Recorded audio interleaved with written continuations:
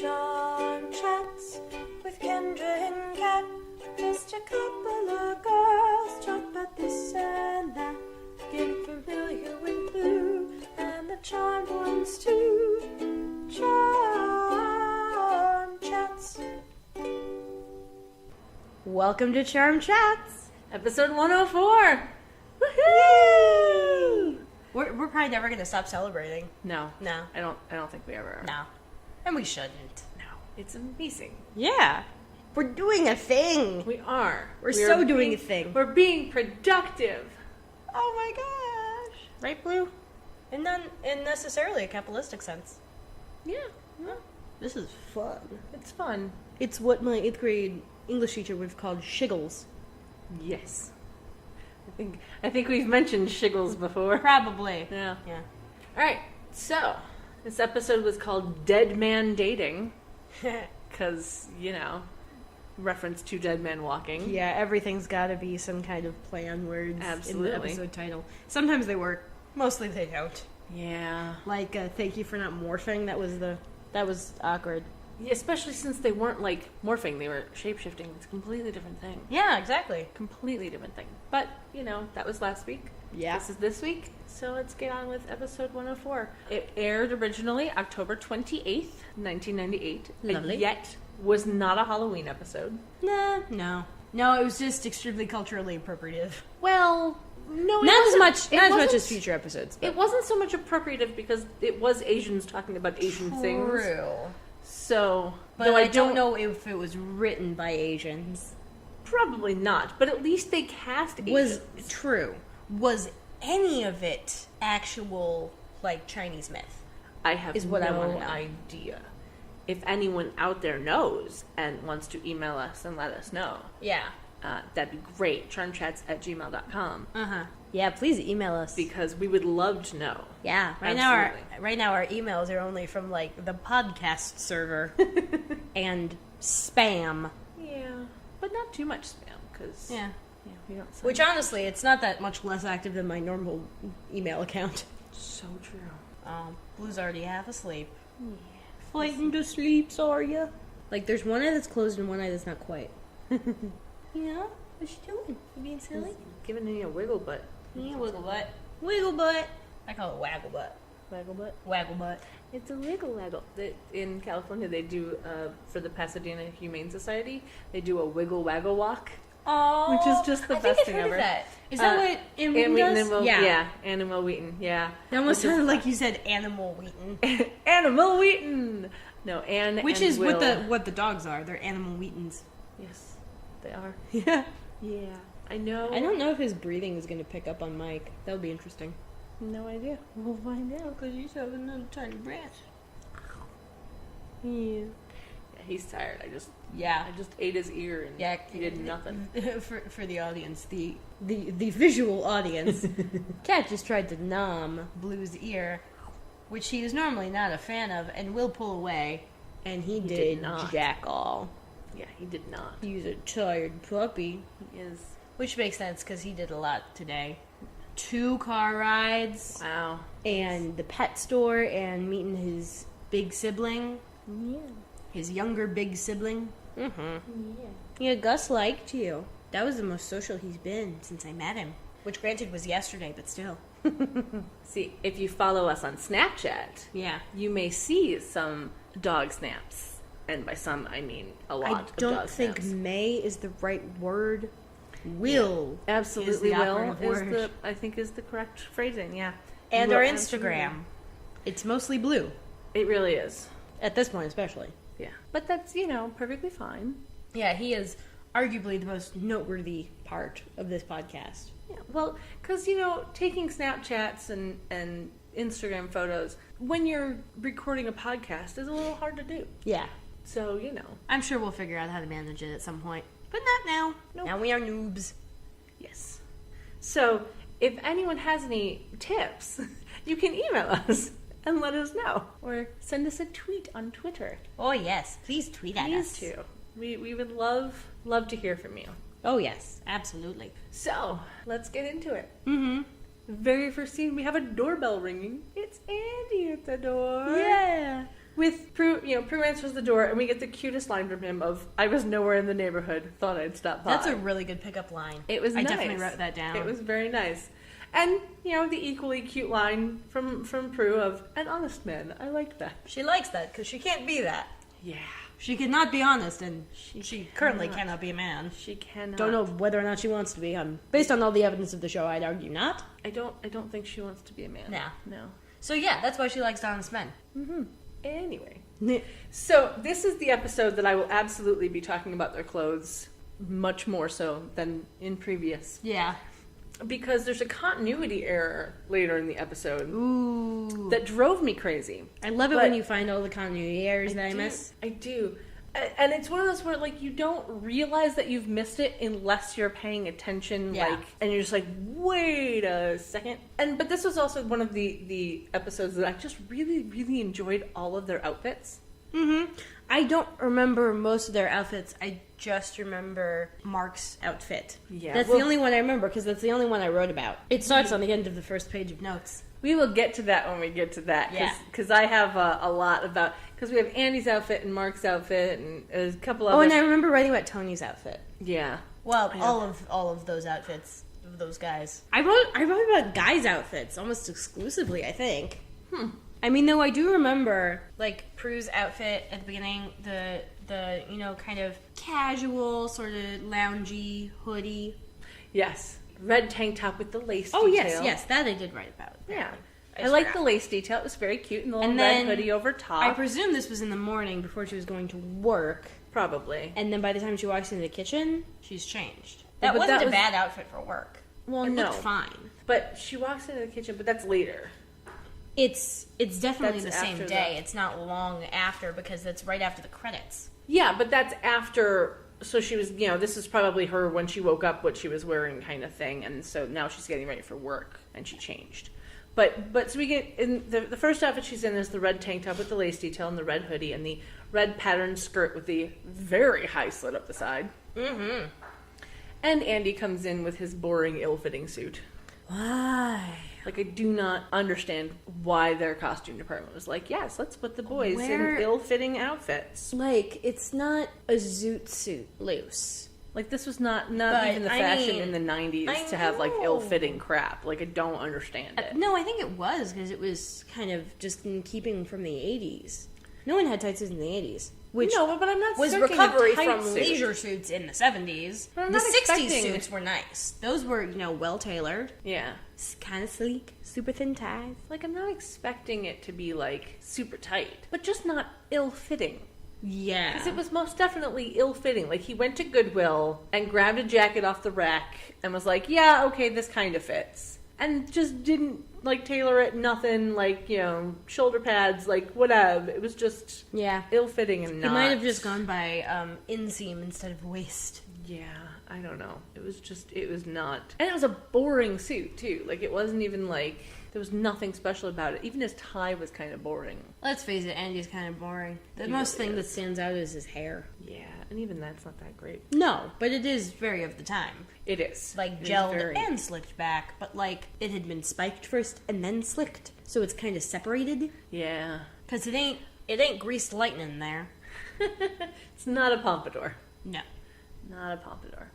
All right, so he comes in and gives her a Tiffany blue box. Like, that box was Tiffany blue. Like, Yeah. it totally was. But it contains a key to a spa. Did it look Here's- like an old key to you? It did. It looked like an old I only watched skeleton it key. once and I didn't really pay attention. It looked like an old kind of like skeleton key kind of Yeah. thing. But now here's my question. What kind of spa gives you the key to a room that you have, a few days from now? Good point. Like, what? I just...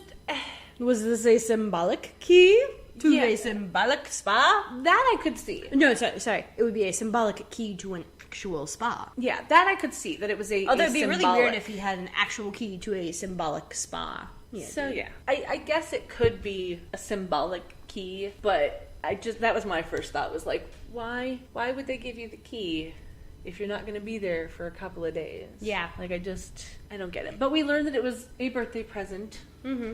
But her birthday's not till next week. Yeah, that was a This cute little entire- interaction. Yeah, this entire episode is surrounding birthdays, which for me is like, okay. And as I'm watching, I'm going, oh yeah, my birthday's coming up. Like, it was just very weird. Like, all right, okay. So they were laying out the birthday thing to begin with before we even get to the insert of the next scene. We have to have parallels in an episode. Absolutely. Their chemistry has been getting better and better It each has. episode. It has. Every episode you kind of are like, okay, I'm seeing it a little more. The action where she grabs for it and he pulls it back was very like, I know you're going to grab for this, so I'm not going to let you. Yeah. But like this moment was still a little awkward, but it's getting better. Yeah. He does say that they got adjoining rooms because he doesn't want to assume anything. But you know, he doesn't want to assume anything, and we learn that it's been over a month now since they ... decided to take it slow. Ha. And then he just wants to have a little alone time. And we get that. I mean, that makes sense. They're trying to, be a couple and whatever. And so it's the, wanting alone time. I totally get that. But then they kiss before he leaves. And I still don't get the chemistry in the kiss. Like, it was a very, very much a stage kiss. Like, Yeah. and I don't know if it's true, but it just might have been, like, the lighting, whatever. But when they cut to, like, the her point of view, so you're seeing him, Yeah. it looked like he was kissing somebody else wearing a wig. Like, it didn't look like her hair. I wonder if that was what actually happened. I don't know. That would have been funny. Yeah, I don't know. Be like the end of Thor. Yes. Though, the end of Thor, I understand because whatever reason they Scheduling. wanted... Yeah, they wanted, like, actual passion. Yeah, so they they're get his like, wife. Yeah, get his wife in That's there. great. I That's love beautiful. It And was they had cute. to put her on a ramp. Yeah. Oh my god, it's like all of those things where you have to stand on an apple box, or how Robert Downey Jr. has heels Yes. all the Oh time, my god, those heels. or inserts, Yep. or actual heels. Yep, actual heels. Yeah, either way. Because It's- he's not as tall as Chris Evans. No. Not I think by a he's like long my shot. height. I think he's Yeah. my height. I think he's like 5'9". Well, I'm 5'6". Okay. So, Well, Chris Evans is like 6'1", so. hold on, I'm going to look it up. He's 5'8.5", Robert Downey Jr. is. And Chris Evans is 6 feet tall. Okay. Ruffalo. Mark Ruffalo is 5'8". Chris Helmsworth is 6'2" and 3/4 inches. She's only like 5'3". Oh, wow. Oh, yeah. Scarlett Johansson's only 5'3". She's like my height. That's great. Huh. And He's Jeremy also Renner. kinda short. Jeremy Renner is 5'9". Ah, he's taller than Robert. So, yeah. So, I think it's interesting. 5'8.5", 5'8". So, Mark Ruffalo is shorter than Robert Downey Jr. Not by much. No, only by half an inch. But the fact that they're supposed to be about the same height, and they Yeah. are, it makes me smile, because then you know that during those scenes that either they're both wearing heels if they have to be around everyone else, or they're not. They're probably not. Probably not, if it's just those two Because together. I don't think Mark would wear the heels. He'd just be like, this is an extra hassle. I don't want to deal with it. Maybe. I don't know, but he doesn't He seem... might try them on and walk around and have fun, Yeah. but I don't think he'd want to wear them for an ego boost or a height boost. Well, I don't think it's necessarily that it was a like ego boost for Robert Downey Jr. wearing heels. I think it was just more of a he's short. We don't want him to look that short next to Chris Evans and Chris Helmsworth. Like, You mean Hemsworth, right? yes, Hemsworth. Yeah. I knew what I meant as soon as I said it. I knew it was wrong Yeah. because I just keep wanting to call him Thor. His wife is like also 5'3", I'm pretty sure. His wife is super short. Yeah, that much I know. He's short and cute, and his daughter was mistaken for a burrito first time he carried her in public, which is just the cutest story. It's adorable. But yeah, it'd be really funny if that were someone else in a wig. It just It'd be the kind of funny where Phoebe is playing her own mother. Mm-hmm. Yeah. It just looked like someone in a wig. Like, it might have just been her, and it might have just been like the lighting on her hair or whatever. But it didn't look right. I don't know. But then he leaves, and she twirls the key and says "Happy Birthday" to me, which was just the funniest thing. Yeah, that was good. Funniest little moment. And then we cut to John Cho. Hi, John Cho is what I wrote in my notes. That's adorable. And I never remember if it's with an H or not, so I think I wrote it one way with it. I believe it is. And then I think another one, I wrote it with the H. I believe it is with an H. I'm fairly certain. Yeah. I wrote it as John Cho with 3 exclamation points. I just No, I didn't write in capitals. I wanted to write in capitals, and then I'm like, no, I don't have time. I don't know why it was a time issue. Because I don't pause like you do. Oh, I totally pause. I'll pause if it takes me too long and there's too much happening. But other than that, I will write totally it down pause. as it happens, and I will just kind of shorthand it. See, I can't do that. It's not how my brain works. I know. I have to, like, it literally, it's a 42-minute episode, and it will take me anywhere from 2 hours to 4 hours to get through it, Yeah. depending on how many times I pause and how much stuff is happening. Yeah. Yeah. Because I take very Detailed. detailed notes.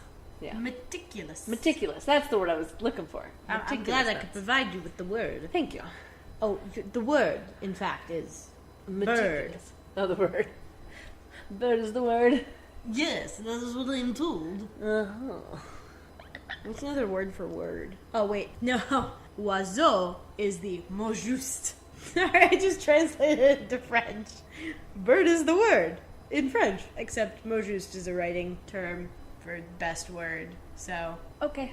I don't speak yeah. French, so This is just, that's like me calling I'm sure that was funny to that's someone like me, out there. That's like me having seafood on Wednesdays and calling it les fruits du mercredi. Yeah. Okay, I'm sure so- that was funny to somebody out there, Yeah. but I Do don't. you speak want French. me to explain it to you? Sure. Why not? Okay, because seafood is fruits of the sea, so fruits de mer. Okay. And Got it. Wednesday is mercredi. Okay. So that's why I eat seafood on Wednesdays. Got it. Or why I decided I would eat seafood on Wednesdays and never followed up because I can't follow up on anything. Yes, you can. This podcast. Well, yes, other than this and the One Ukulele Project and Dog. Dog.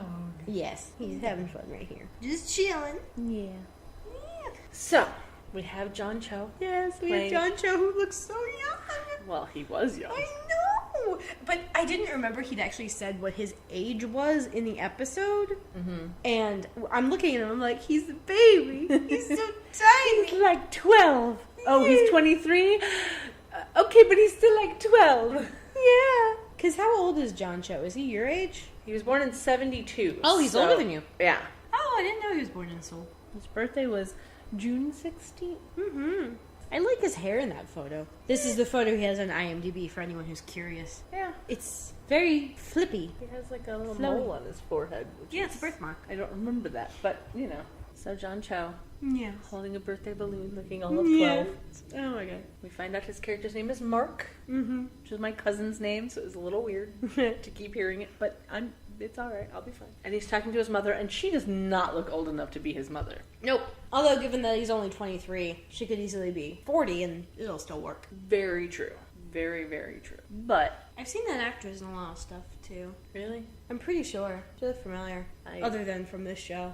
yeah, I don't know. Because this show and, like, Doctor Who, I yeah, recognize everyone. yeah, you seem to recognize everyone a lot more than I do. Yeah. Yeah, I probably recognize more people from Doctor Who and other things than.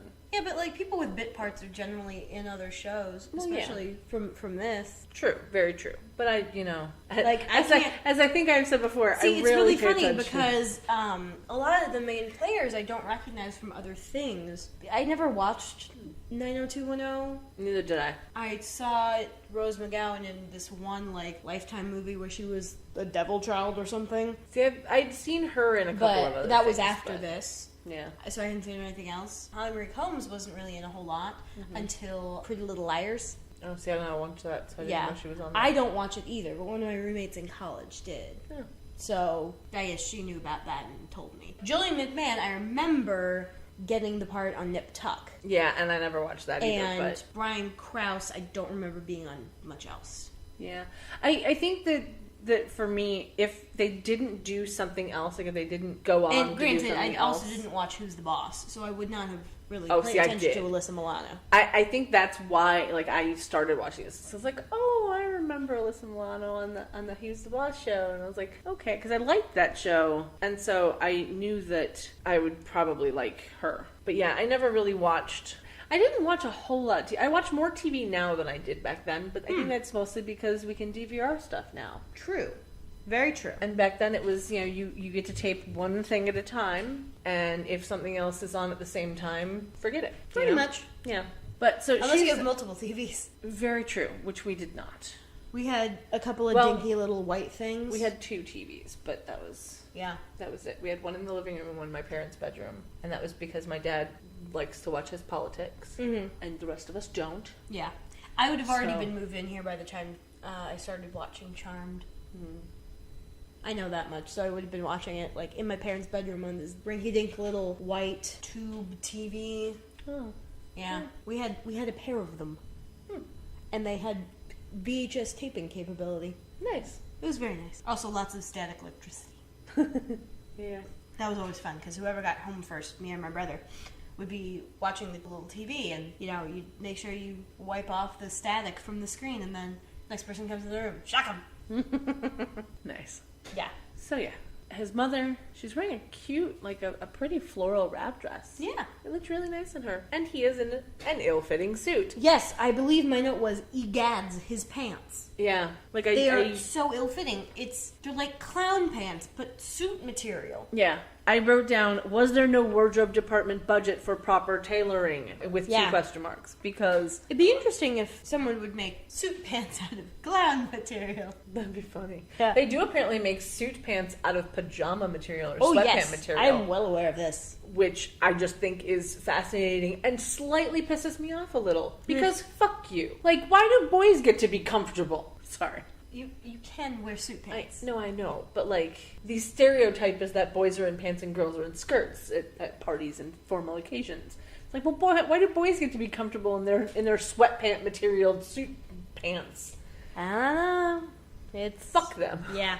I digress. Yes. So yeah, so his mother warns him about ghosts and saying he should have more respect, and he of course blows it off because that's what you do. Generation child. Yeah, absolutely. It's what you do. She tries to give him the red dragon amulet that was hanging outside the house for protection, but he puts it back and says, maybe the ghost should look out for me or have protection for me or something like that. And I'm just like, so we know what's going to happen to you, now don't we? Oh yeah. Like, Which, like, I wonder, that has clearly been hanging on the house the entire time she's been living there. well, If absolutely. it's something she believes in, why is she trying to give it away now, of all days? I get that it's his birthday. Well, apparently, I'm assuming, because I don't know for sure, but I'm assuming that, like, on your birthday, there's a special, like, something, like, more superstitious, I guess, in that Chinese myth. I don't know. I don't know. I feel like they might have mentioned that. But Yeah, I'll be honest. I didn't write it down if they did, so Yeah. I don't know.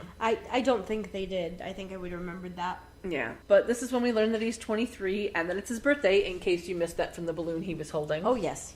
But then when he leaves her with the balloon, because why would he take that balloon with him? Right. I mean, that's... And he's carrying some sort of package. Yeah, where did this package come from all of a sudden? I don't know. Because... I think he was saying he was carrying it when he came out of the house. Was he? I honestly don't remember him carrying I remember a him package. carrying something. I don't remember really seeing what it was. Yeah, I don't remember him carrying the package, but I do remember him when he's walking through Chinatown. Yeah. Carrying the package. And then we get somebody saying hi to him in ADR. Yeah.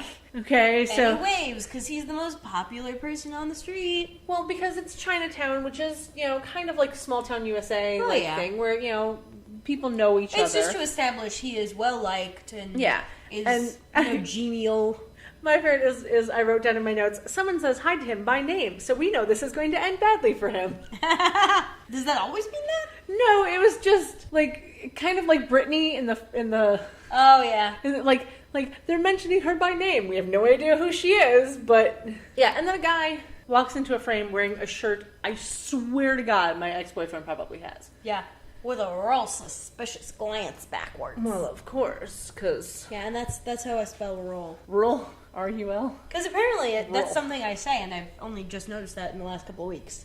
I like it. Yeah, that's my thing. I like you get hashtag CSM, and I get roll. Insert adjective here. Yes, and my a la convenience. Oh, which yeah. will show up a lot in this episode Oh yeah.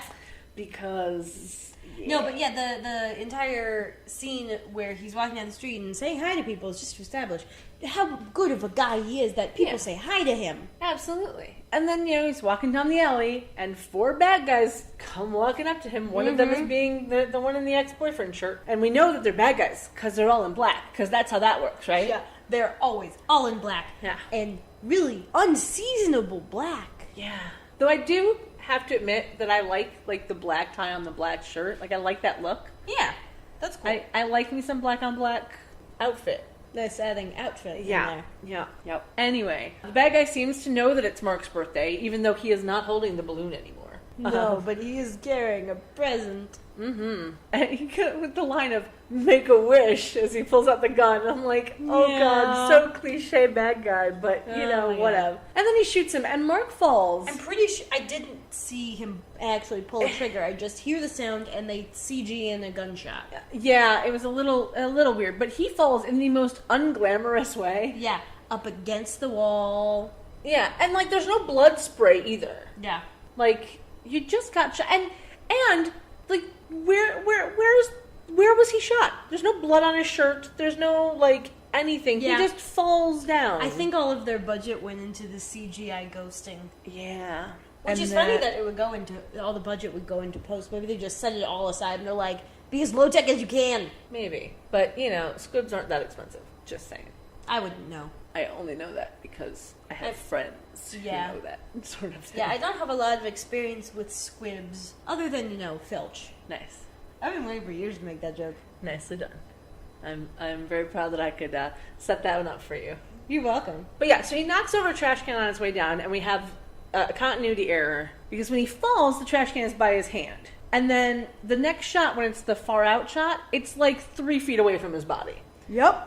And I'm just like, oh, okay, because that happened. Like, Yeah. again, like, there were 2 trash cans, and at first I thought, oh, he just knocked one over and it went rolling away. No, it rolled, it went down straight, right next to him. And then it was just gone. Like, oh, all right. Yeah, I think that trash can makes another appearance the next time they come into that alley. Yeah, at that point I wasn't paying attention to the trash can, but Yeah, because it was also like stereotypical Oscar the Grouch trash can. yes. The kind of trash can you never see anymore. Yeah. Because it was that tin Yeah, like thing with the the round aluminum, lid and the like, handle in the middle. Yeah. It was definitely a stereotype of a trash can Yeah. that you'd find in an alley because... Along with the stereotype of Chinese gangsters. Yeah, well, it's supposedly the triad. If you actually listen to the voiceover later on... But there's 4 of them. No, not... oh, facepalm. Facepalm. I love making people facepalm. Yeah, so he becomes a ghost and is now doomed to wear that ill-fitting suit for the rest of his existence. Poor it's guy. So bad. The jacket is super unflattering. Yeah, it was bad. And he falls over and suddenly there's a stain on the wall where his back hit. No, the stain was there. Oh, was it? Yeah, the stain was... I rewound to find out. The stain had been there. See, this is what happens when you actually put in work and rewind. Yeah. The stain was there, and it was weird. That's why I say, it's like, there's no gunshot wound that we can see. There's no blood spatter anywhere. Like, I understand that it's, supposed to be like a family show kind of thing, and so they didn't want to, like, have blood spatter. I get that, but seriously. Actually, yeah, that would be the most concrete reason to not have blood. Like, Yeah. ever. Mm-hmm. It's a family show, and this was the 90s before, like, Dexter and, like... Yeah. all like the gore of all the shows that we watch Oh my god. being a thing. Yeah. But so then we get the guy who shoots him picking up his right hand and slipping a ring on his finger, which, he has to say the line of perfect fit. Because otherwise you'd have no idea what he's really doing. See, that just makes it sound like a really badly done proposal. Uh-huh. It's like, oh, all right. Like, sure. oh, you wanted to propose. You shot him. Mm-hmm. Okay, put the ring on anyway. But then they cover him in gasoline, which for some reason is pink. Like, I don't know. understand. And then, strike a match, light him ablaze, and run away, as you do. When they lay it on fire, it's clearly a dummy. You can see the legs. Oh, off. well, yeah. Yeah. Yeah. But it's And just it's like also- so obviously a dummy. And It made if me you- laugh. It was kind of funny. But also, if you know anything about gasoline and flame, it's the wrong color for gasoline. Like, it was very much like, it was a prop fire. Yeah. It was not a gas Yeah. fire. Like, whatever they put on him was not actually gasoline, Yes. but it was in a gas tank. Well, also because gas tends to spread, and it's so extremely flammable that if you splash it on your clothing, you go up in flames. Yeah. So they Well, must the have used vapors. something. Yeah. The vapors will catch yeah.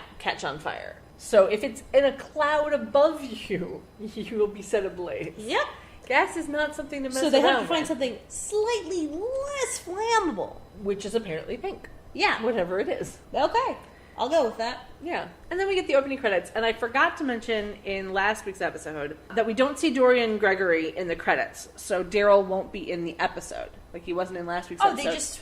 they only put him in when he's in the episode? Yeah. It's I the didn't same for notice that. the entire series. If you're not in the credits, you won't be in the episode. And I know Well, that there's... if it's the main cast who's not in the credits, then. Yeah. Series regular. Yeah, the series regulars that are like normally in the credits. If you're not in the credits for that episode, then you're Okay. not in that episode. Makes sense. Because I know there is one episode a little later on where one of the people who the adult actor isn't in the episode, but him as a child is. Okay. I want to say it's that 70s episode where they go back and we see Andy as a kid, but not as an adult, but they still have T-Dub. T-Dub. T-Dub. T-Dub. They still have him in the credits because his character was in the show, even though it was him as a kid. not Okay. him. That makes sense. So it's it's a little weird, but it works. But yeah, so that'll be for the entire series. You'll be able to tell who's going to be there and who's not based on if they're in the credits Yeah. or not, at least for the main cast. So then after the credits are over, we have Piper at the fridge, and we have found out this is our first deviation between Netflix and the DVD. Oh, it's not the first one. Well, no, but for this episode. Yeah. This is the first one of that I got to listen to Secret Smile by Semisonic. Yeah. And I got to listen to some weird ass pop thing Yeah. that I did not like, that did not fit, Yeah. that I immediately could tell was out of place. Like, even if I couldn't remember what song had been played, I knew it wasn't fucking that. Yeah. So it kind of makes me want to go back to watch them on Netflix as well. Like, Feel free. just to Although, you probably won't be as pissed at me at the end. see. Yeah, I wrote that in my notes of have you talk about it because it's not one that I Yeah. knew. We'll get there. We'll get there. Yeah, we will. So Piper's outfit is a burgundy sweater over top the cutest top, little floral at the bust and black the rest of the way down. Super cute. I would totally wear that. And then I think she's wearing jeans or Probably. like some sort of just I pant didn't really notice of the some pants. sort. Yeah. I was preoccupied with the song. Yeah. I was preoccupied by the shirt. I mean, by the time the song ends, Prue comes in, we can see she's wearing something different. But at that point, I had been preoccupied with the song, Yeah. so I didn't really notice what everyone else was wearing. Oh, well, that's fine. I did. Good. But we'll get to what everyone else is wearing in a moment. So first we have her going to the drawer that's filled with surprise party stuff. Like, I'm sorry, why would you leave that in a drawer in the kitchen? Does Prue never go into drawers in the kitchen? Apparently Ever? not. Yeah. And she grabs some party invitation things and envelopes and confetti. Because that's a thing you did back in the 90s, was you put confetti in the envelope. Now people do that with glitter, and I hate them because glitter is the herpes of craft supplies. Yep. And it sucks. Don't ever glitter bomb people. It's annoying. Well, that's the point. It's Don't just- glitter bomb your friends, people. Yeah. Not your friends, only your enemies. That's why there's a website for sending glitter to your enemies. Exactly. And you can also send them a bag of dicks, which is the best thing I ever. know. That's what they sent the protesters in Oregon. Bunches of bags of dicks. Yep. Gummy They dicks. did not take it well. No. It Gummy was dicks. great. It's a beautiful, beautiful thing. But I really loved the little hand motion she was doing when sprinkling it in. It was Well, because just it was really getting stuck to her fingers. And, you well. know. No, it's just Holly Marie's hands are cute. Yes. They do cute things. She's they are adorable. She's always my favorite. She is She's always the cutest. adorable. Yeah. I want to squeeze her face. Yeah.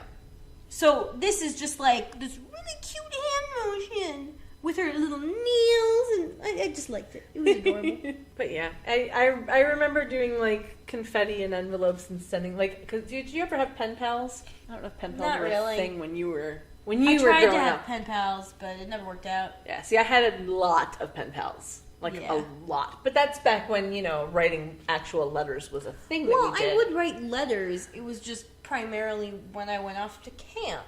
Oh, yeah. No, I remember having, I think I had one, like we had an actual project in like 4th or 5th grade where we had to have a pen pal, and so I remember doing that for a little bit, but it didn't last very long. Oh, yeah. Because at one point they just stopped sending things. Yeah. And I'm the kind of person where I won't send someone to someone who has stopped sending me things. I totally get that. Yeah, no, I had a lot of pen pals. I used to absolutely love sending pen pal letters and stuff like that. And one of my absolute favorite pen pals was this adorable girl in London. Aw. She was my very first international pen pal. Aw. And she, again, talking about birthdays, she sent me Maltesers for my Aw. birthday. And this was before we could get them here in the States. For anyone who doesn't Well, you could know. still get Whoppers. Whoppers are not the same thing. I I don't know. care what anybody says.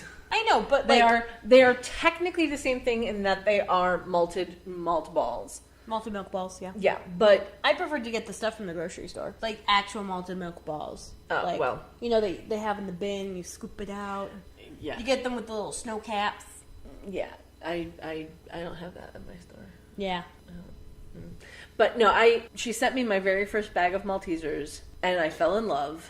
And Whoppers are not the same at all whatsoever. And I was really, really sad because I couldn't get them here in the States at the time. Because now you can get them at like World Market or Mariano's or any place that has like an international section. Yeah. They'll usually have them, which is amazing. Tim Tams remain frustratingly out of reach. Try World Market or Mariano's. See, I worked at World Market. I never saw Tim Tams there. They might have them now. You'll have to give me a thing. Let me know what kind of Tim Tams you like, and I'll see if I can find some for you. Oh, I've never had Tim Tams. That's the problem. Oh well, then I will next time I go to. Because I want to try the Tim Tam Slam. Next time I go to the store, I will pick up some Tim Tams. I'll pick up some Tim Tams. Oh, yeah. Tim Tams. Anyway. Yeah. But yeah, no, I had a love of Maltesers before I could actually get them, and it was very, very sad. They're stupid expensive Yeah. for what they are, for like how much you get. But I now get them and eat them. I can eat an entire bag in like 5 minutes. It's bad. It's super bad. But I love them so much. And my birthday's coming up on July 20th, and so I'm going to go to World Market and get Oh, myself... you still are pen pals with this person? No. But I'm going to go to World Market and get myself a big bag of Maltesers. Oh, for my your birthday. I thought you said their birthday. My birthday. Okay. Because my birthday's on a Wednesday this year, so it sucks. Yeah. There's no spending time with anybody I on think- my birthday this year. Yeah, I It think would have to mine be a was on weekend. Tuesday last year, which means it'll be on Thursday this year because leap year. Mine was on Monday last year, so I wound up driving up to Canada, Oh yeah, you told me about which that. was a lot of fun. But I went by myself, I've done and well, I forgot, however, that because they don't have AT&T in Canada, my GPS stopped working once I crossed the border. that. Yep. So luckily, like the map app that I used didn't stop working. Like I still Yeah. had the map, I just didn't have GPS anymore. Yep. That was how it was for me. Yeah. So luckily, I didn't get lost because I was like, okay, well, I turned left here, so now I know when I come back I have to turn right. Like I knew where I was, and I can read a map because I grew up in the days of paper maps. Yeah. And I learned how to read them. But it was kind of sad because I was by myself and I drove 5 hours up. Where did I go? Oh, because I went through Michigan. I went through Michigan. I went through Detroit into Windsor. Yes. And that was the route I took when I did my road trip. Yeah, because that's literally the only way that I know. Because I've only been to Canada twice. The first time I was with a friend of mine, and she drove into Canada, I believe. Yeah, she drove into Canada, and I drove back out when we left. Yeah. Because we went in the tunnel and out the bridge. But when I went by myself last year, I just went the Used the tunnel bridge. both ways. Oh. Yeah, I went the tunnel. Tunnel? Yeah. I don't remember being a tunnel. I remember taking the bridge. I think. I can't Well, remember. there are two ways. I just took the tunnel both ways Okay. because I knew how to get to the tunnel. Yeah. And I knew how to get back to the tunnel when I was leaving, so I just did that way. But it was very funny because when I went up through customs on my way in, they're like, what are you here for, or whatever, because I'm an American citizen going into Canada. I said, well, I'm, going to, just up for the weekend for my birthday. Like, I don't even know. Like, oh, well, you're staying in a hotel. I was like, no. Like, maybe, I don't know yet. Like, I drove 5 hours to get here. I'm not tired, so I might just drive around for a while. Who knows? He goes, okay, fine. And I said, I'm probably, definitely going to go to, like, Tim Hortons and, get myself a donut because it's my birthday and Yep. a can, that kind of sort of thing. And so I did. I drove around. I found myself a Tim Hortons, and then I found their version of Walmart, which was called Joe. See, I found a Walmart when I got to Ottawa. Yeah, see, I haven't been to Ottawa. Yeah. I've been to Toronto, but that was when my friend drove.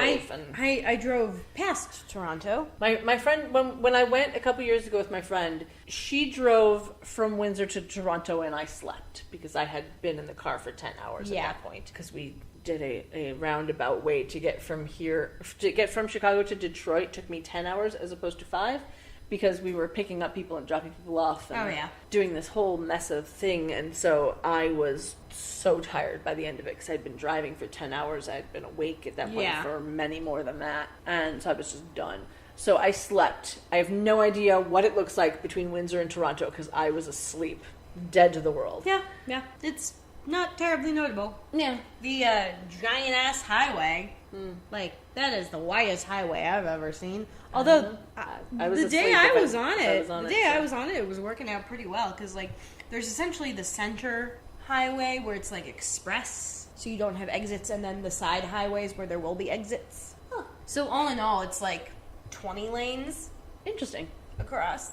Like it's pretty Very wide. interesting. Yeah, it's the widest highway. In if we the were United- on that, I don't remember it. it's the widest highway in I- North America, I think, Yeah. possibly the world. Yeah. Although I think there's I a was asleep, highway so. outside of some military base that's like a bazillion lanes wide that no one ever uses. It's just really wide for no reason. Interesting. I don't know. But yeah, so I drove up, found a Tim Hortons, found a Joe, and a Dollar Tree, because Yeah. Dollar Tree. I wanted to see what they had at Dollar Tree that we didn't. Like, they have Kinder Eggs at Dollar Tree. Kinder eggs! You And I can't was bring like- those back in though, can you? Well, Unless you don't tell them. yeah, I was gonna say, if you don't tell anyone, then you totally can, because I brought home like 5 of them. I mean, you're not giving them to children. You're Exactly. eating them I'm- yourself. Yeah, I was giving them to adults, is what I was doing. But yeah, I think they only like want you to declare something if it's like fruit or anything like that. Yeah. Because when I came back, I had like ginger ale, because I got Canada Dry in Canada. Yeah. In tiny little cans, like 8-ounce cans. They Aw. were so cute. But yeah, no. When I came back after I had done all my like shopping or whatever, on my way back, I was thinking about getting a hotel in Canada, and then I realized I only took out $100 Canadian. Yeah. And I legit spent all of my money. Like, I spent $100 in that one day, because I went, the toll on the way in, and then the food that I bought at the stores, Yeah. and then the toll on the way home. Yeah. That was my 100 Canadian. Like, I had no more Canadian. I planned it perfectly. I got Yeah. just the right amount of stuff that I planned it perfectly. I was very proud of myself. And then you stick the gas on the card. I didn't get gas in Canada. I got gas in Michigan right before Oh, I yeah. crossed over. I had to get gas in Canada. Well, but I It's also a have very interesting thing. I couldn't figure out the measuring system or the pricing system at first until I thought about it for like 20 minutes, and I was talking with my friend who lives in Ottawa during that, and I'm like, how does this work? And he's like, it's by liter. yeah, it's by liter. Okay. I can't measure in liters. I don't know how many gallons that is. Yeah. It ended up working out. Well, yeah. Although they don't have Discover at gas stations in Canada. They don't accept it. So my gas plan went a little awry, and I was a little worried that if I kept using my debit card, I would run out of money, I totally get that. which is why I ended up dropping down. Instead of like driving back through Canada, I ended up dropping down into northern New York State and then driving back that way. Which, though, I got to stop by Seneca Falls, which was nice. Nice. It was. Well, it's luckily, sunset. luckily for me, I have a Prius. Yeah. So I filled up when I got to, I filled up before I left for Michigan. And then I filled up when I got just before Detroit. And then I didn't have to fill up again for a while. Yeah. Until I was, back in Indiana, I think is when I filled up the third time. Wow. So, because I can go, over 400 miles per tank. That's only a 10-gallon tank. Wow. Yeah. Whereas Love my car.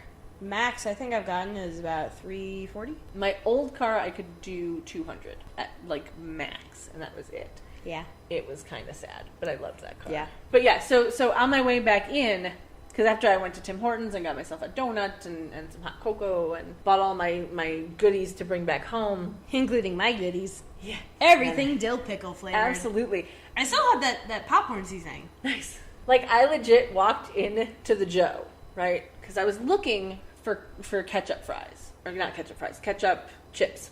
Ketchup chips. Because they didn't sell them down here. Now they have them at Meijer or some shit. But they didn't have them here when I went last year. Or if they did, they weren't the same. And I went looking for ketchup rice cakes. Because those are my absolute favorite thing on the face of the earth. I found 2 bags. like 2 tiny little bags, and I was so mad. I'm like, I drove for 5 hours to get here, and all I had is 2 tiny little bags. I was so mad. Mm-hmm. So mad. And then I found like a shit ton of dill pickle stuff, and I was like, Kendra will love all of this! And so I bought it all. Uh-huh. It was great. And I found ketchup seasoning, which was That's kind of funny. funky. And I'm like, I thought about it. I'm like, maybe if I buy the ketchup seasoning and just buy regular rice cakes and put it on there. But I didn't, because I don't know. I just didn't. Maybe I'll do that when I go next. Who knows? Yeah. Maybe you can come with me next time. That'd be so much fun. Charm Chat's on the road. Oh my god. No.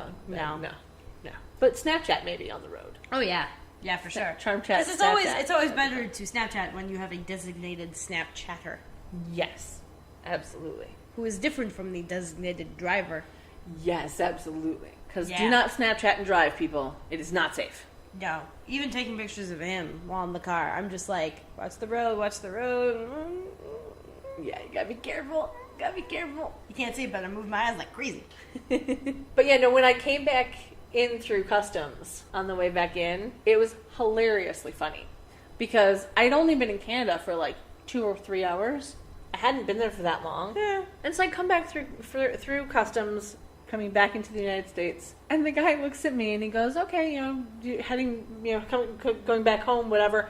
I said, "Yeah, I just came up to Canada for my birthday, because my birthday's on Monday, and I just wanted to, go to Canada for my birthday." And he goes, "Okay," he goes, "Do you do anything special?" I was like, "I went to Tim Hortons." And he goes, and he looks at my license, and he sees that I'm from the Chicago area, and he goes, "You drove 5 hours to go to Tim Hortons?" And I was like, "Yeah, wouldn't you?" And he kind of stops me and he goes, "Yeah, probably." Yep. I'm like, absolutely. Because Tim Hortons is delicious. And next time I go, I'm bringing back a dozen donuts so that I have them. Oh yeah. Maybe even 3 dozen. I don't know. Yes. The Boston cream donuts at Tim Hortons. Boston cream donuts are my absolute favorite thing on the face of the earth, donut-wise. Yeah. And, I've had the Dunkin' Donuts version. They're okay. I enjoy them. They're not bad. Yeah. I've even had the Krispy Kreme version, which is better than Dunkin'. I like that they have a version that doesn't have custard. Like they have it's a whipped cream or something. Ew, no, the custard one is the best. Well, yes, I love the custard. I do. But I enjoy that there is a little variety to their Boston cream. I guess, but no, the custard. Boston cream with the custard is the best one ever. But yeah, so I knew, I'd had the Dunkin' version, I'd had the Krispy Kreme version, I wanted the Tim Hortons version. And it was so worth it. It was so worth every minute in the car to get there. It was amazing. Mm-hmm. And I wish I'd gotten more than one. I really wish I'd brought home a dozen. Yeah. Because they were just so good. So I have to make another trip up. Yeah, I think I went to a Tim Hortons at the first rest stop I was at, which they have nice rest stops, and it was an excuse for me to get on the Wi-Fi. Yeah. So I stopped at a few rest stops, and they are really clean and really big, and it was very funny because the second I get out of the car, this is the first interaction I'm having with Canadians. I mean, maybe the customs officer was Canadian, I'm pretty sure he was, but this is, legit interacting, and the first thing I overhear, I'm not even in the rest stop yet, it's a woman saying how impolite someone was because they didn't say thank you when they held the door. Oh, Canada. Oh, Canada. You're hilarious. And then I ended up getting a free donut from Tim Hortons because they were just walking around the rest stop and hey, you want a free donut? Sure. It wasn't a Boston cream. No. But it had cute sprinkles. Nice. Yes. Very nice. I do think it was very funny when I was at the Dollar Tree in Canada because I wanted to get Smarties and they had both kinds. Oh, wow. In Canada and in the UK, what we call Smarties, those little pressed sugar tabs, they call Rockets. Okay. Which are great and all, but I wanted Smarties, which are they're kind of like M&Ms. Mm-hmm. They're chocolate covered, or they're chocolate candy coated chocolate.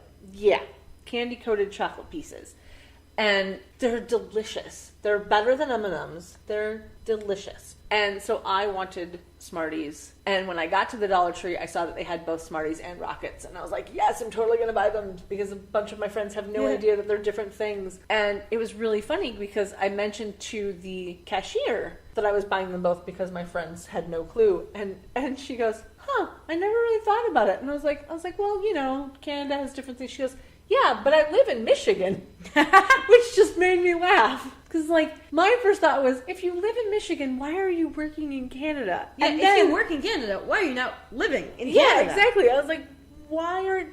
But my first thought was, if you're living in Michigan, why aren't you working in Michigan? And then I remembered, oh, wait, you live in Michigan. There's not a lot of jobs in Michigan Yeah. at all. So I understood why as soon as I thought about it. But living in Michigan, because Windsor's what, an hour in, too? Windsor is literally over the border from Detroit. Okay, yeah. Yeah.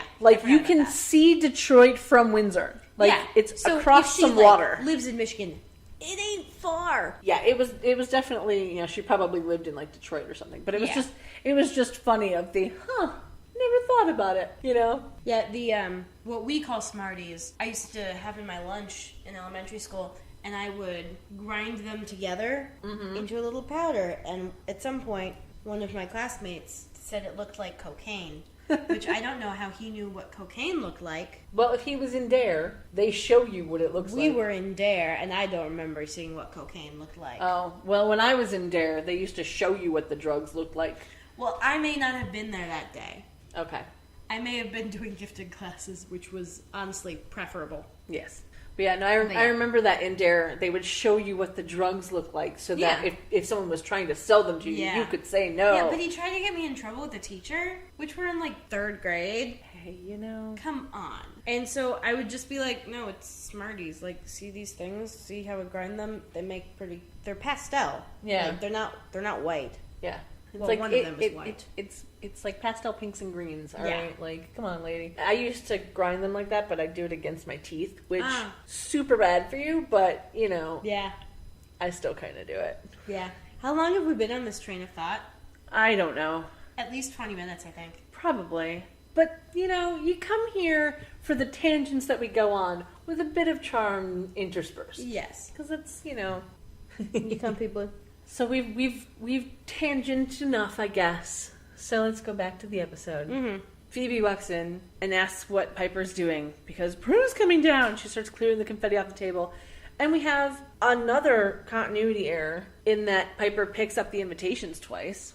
Yeah. Between the camera switches, which was kind of funny, and I want to know how they didn't pick that up. But we learned that Phoebe was supposed to send out the invites the week before, because the party's on Friday. But I want to go to her outfit for just a moment. The fuck was that shirt? I don't remember. It was like a black and white snakeskin pattern thing that was buttoned down with the hugest, widest collar, ever. Oh, now I remember it. It's the kind of shirt that I probably would have worn back in the day, but would have been totally embarrassed by now. Yeah. Which was a lot of my outfits back in the day, come to think of it. Yeah. I have a lot of outfits that I look at pictures now and I'm going, why did I ever wear that? Oh, I thought it was cool. Why did anyone stop me? Oh, they tried but I didn't listen? Okay. That's kind of how my fashion went back in the day. Mm-hmm. But yeah, so Piper's annoyed with Phoebe because she was supposed to send the invites. Yes. And Phoebe's like, well, everything will be fine. Everything's fine. The restaurant's been reserved. The menu's been selected. The cake has been ordered. To which Piper replies, that's because I did all those things. Yeah, typical middle sister picking up the slack for the baby. Yeah, which was a cute sister moment. Hashtag CSM. Yeah. And then Piper asked Phoebe if she got Prue something, quote, other than your traditional birthday gift. What's my traditional birthday gift? A Phoebe card, asks. 3 days late.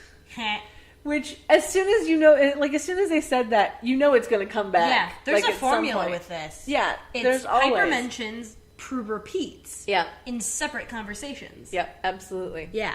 But that's all right, So Phoebe implies that she did buy a gift for Prue, and Piper wants to know how she paid for it, but then, of course, Prue comes into the room, so we don't hear the answer to that.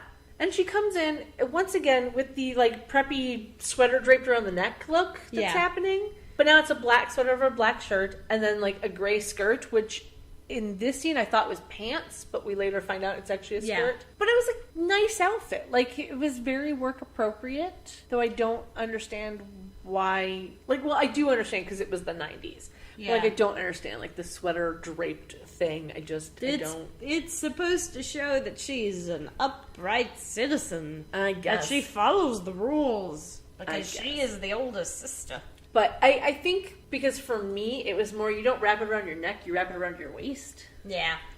For me, you wrap it around your waist when, stuff happens and you need to change pants. Oh, I don't think I've ever had that problem. Oh, yeah. That's why you don't wear white pants. Well, I never wear white pants. Yeah, So, same. yeah. That's why I never wear white pants, because holy shit, bloodstains are hard to get out. On that note. Sure. Oh, we're such nerds. It's Yeah. great. Anyway, so Prue tells Piper and Phoebe about Andy's gift. And we get a cute little moment because Piper's like, you didn't say yes, did you? To which Prue goes, my body did. Screamed it, actually. Yep. Which was a very funny, writing moment. Like, all right. And of course, Phoebe thinks it's a great idea. And then Piper, who has planned a surprise party, is visibly upset that Phoebe thinks it's a great idea. So Phoebe tries to backpedal as quick as possible. Yeah, Piper is so transparent with all of this. At one point, she does this really adorable lip curl, which I forget what exactly the line was after, but she just lip curls up at one point. I'm like, oh, that's adorable. Oh my gosh. Yes. Yeah, they try to make it seem like they're all sisterly and loving and whatever, but Prue completely sees through it. Yep. And we get, Prue going, you guys aren't trying to plan another surprise party for me, are you? Piper goes, no, never. Which was just okay. And this is what I wrote down. So we learned that Prue hates surprises. Which this means does it's not definitely surprise me. Which means it's definitely going to happen in the episode. Well, of But course. now that we've learned she hates surprises, I wonder if that's going to come back thematically. Well, they're planning a surprise party, so it has to, right? Oh my god. And then Piper tries to get mad at Phoebe again for not sending out the invites, because now Prue has left, of course. Yeah. At this point, I noticed that the table had the most perfect-looking fruit bowl. Oh, yeah, I wrote down the fruit bowl. We will get to that one in a sec. We will get to that in a sec. I think it's very funny, though, of the little moment where Piper gets mad and was like, if you had sent out the invites, Andy would have gotten his invite, and then he wouldn't have done this, and whatever. And I'm like, really? Yeah. do you really think he would have been like, Prue surprise party, or invite her away for the weekend? Which do you think she's really going to choose? Yeah. Whatever. But yeah, I bowl of fruit. don't think he would tell on Piper. No, for I don't. making the I don't surprise think party. so. But He's the kind of guy I could see. They tell him about it, and he's like, "Oh, well, I was planning a spa weekend, but we can just leave a day late." He'd offer yeah, to absolutely. he'd mention the plans and offer to postpone them a little bit to make room for Piper's plans. Yeah, 'Cause, he seems like he'd be a good guy like that. Yeah, Good guy, Andy. yeah. Yeah. But yeah, so that bowl of fruit. I personally, this is legit. I'm just going to read to you exactly what I wrote down. Was, who sits bananas, a single apple, red grapes, purple grapes, and white grapes all on the same plate like that? With fake leaves. Is that some shit people with houses and many surfaces to cover do? I have never had a fruit basket like that in my apartment. Also, why are they keeping this basket so close to a stovetop? And why do they have two stovetops? How wealthy was this family? They have... The only reason I could think of to have two stovetops is, if they're kosher. Yeah, I doubt the Halliwells were kosher. I doubt it too, because they're real big chums with the pastor we haven't seen since episode 2. Yeah, and I don't think we ever see again. No, we don't. I don't think they Which ever is go a to shame church because again. he was nice. Yeah, he wasn't bad. He turned out not to be But a bad guy. that storyline, no, we're not going back to that. No, fuck no. Yeah, he turned out not to be a bad guy, so I'm all right with it. Yeah. But yeah, they have a stovetop on the stove, like where you'd have an actual stovetop. Yeah. And they have a stovetop in the island. Yeah, in the butcher block table island. Yeah, I have no words for that one because I just don't. I have one word. Why? Yeah, I don't get it. Oh, and the other thing that I noticed, which I thought was probably just me, and I'm completely unaware that I notice things in the background that nobody else notices. They're keeping honey on top of their stove.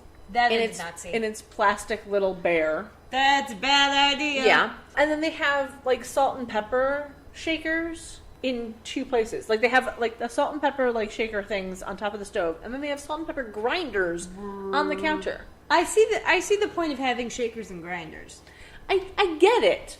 And not just on the dance floor.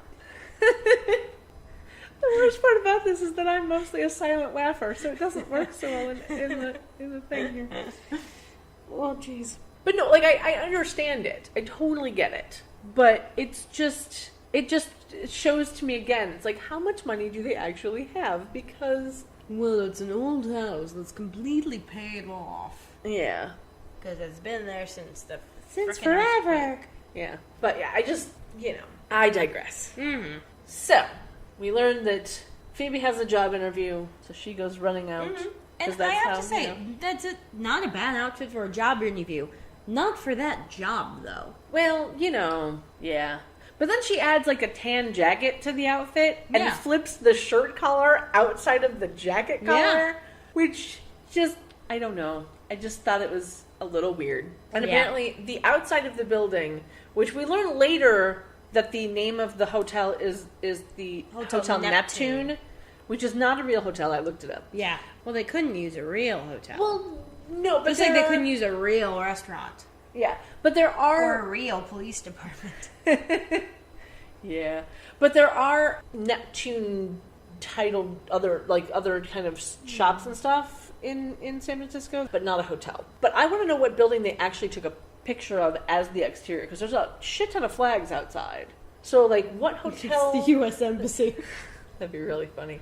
Like, I want to know what that was. Like, I don't know, and I don't know how to find that out. So if anybody out there listening knows, please email me and let me know. Because Photos of hotels in San Francisco. or Yeah, I would possibly love to know. Los Angeles that I'd had love to know. crap tons of flags outside. Yeah, it was like a low building too. Like, it didn't look like it was a hotel. Like, I don't know. It was a weird exterior shot, but whatever. But so we learned that apparently this hotel does psychic readings at the bar. That's their trademark. Which, why?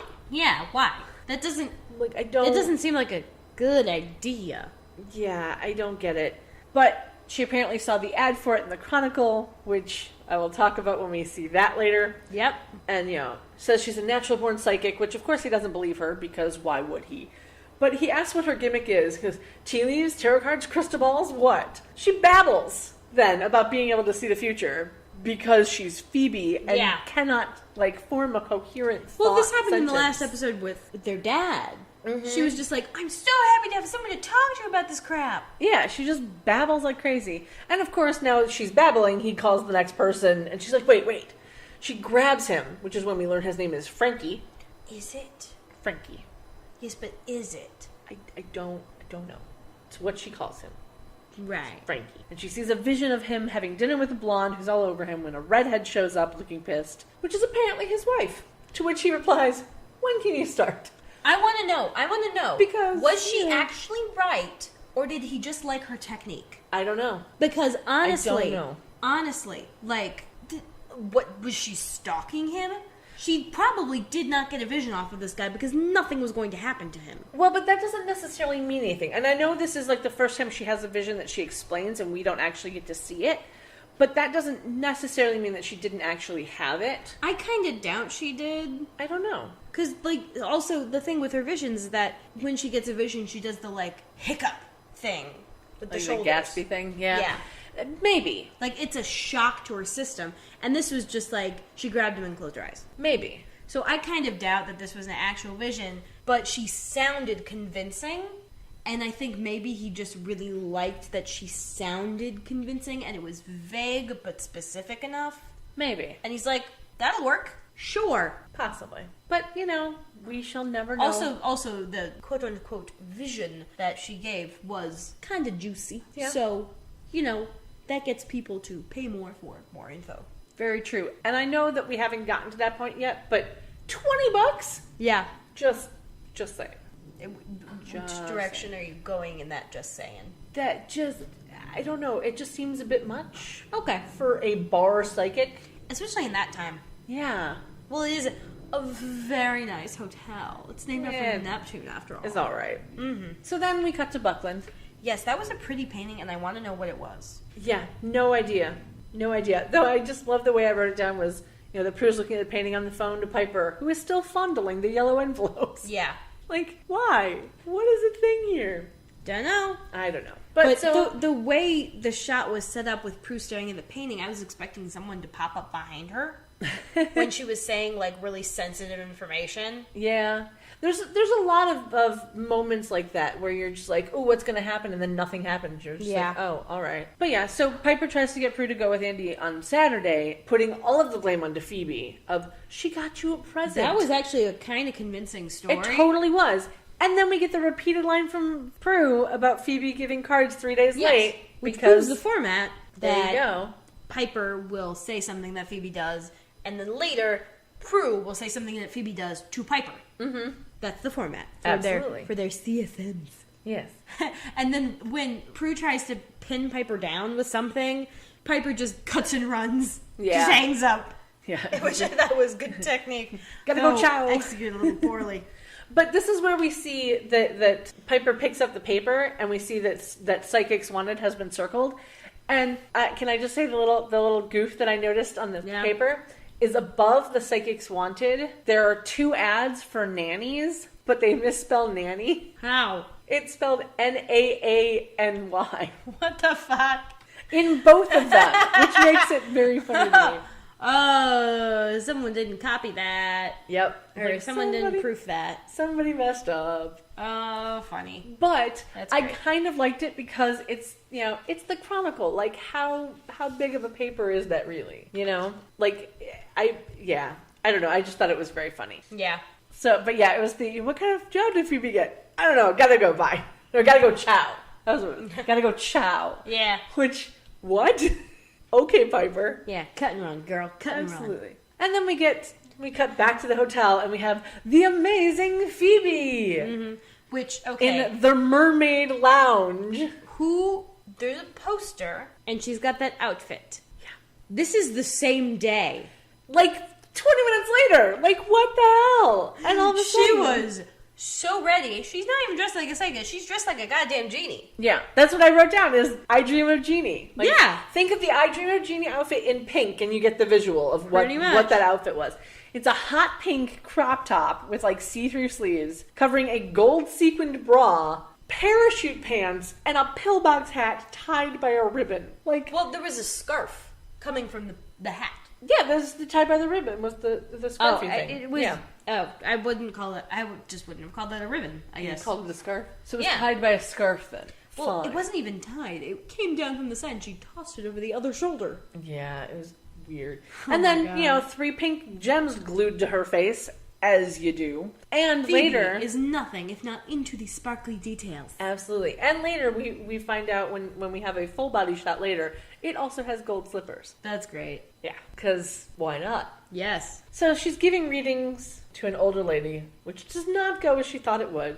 Nope. Apparently, she's gained weight, and we'll find that out at our next Weight Watchers meeting. Because Weight Watchers was a huge thing back in Yeah. '98. Like, it's still kind of big Yeah. now, but it was... But it's less like, ooh, Weight Watchers. Yeah, like it was a big thing back Yeah. in the late 90s because it was a fairly new thing to be like advertising it or whatever. But of course, the woman calls her a fraud and tries to get her $20 back, and Phoebe grabs a fishbowl filled with money. Which, okay, I get that it's a nice hotel, but literally anyone could just walk by and grab that. Yeah, absolutely. Yeah. Like it's a fishbowl filled with money. Like Yeah. Especially when she's doing a reading and her eyes are closed. And her hands are holding the hands of whoever she's apparently reading. yeah. But, TV. Yeah. That's all I gotta go with. It's just TV. Yep. And it just goes to show that people don't go to psychics to get true readings of the future. They go to hear what they want to hear, and they usually want to hear good news. Yeah. So when they hear bad news, it doesn't really work out.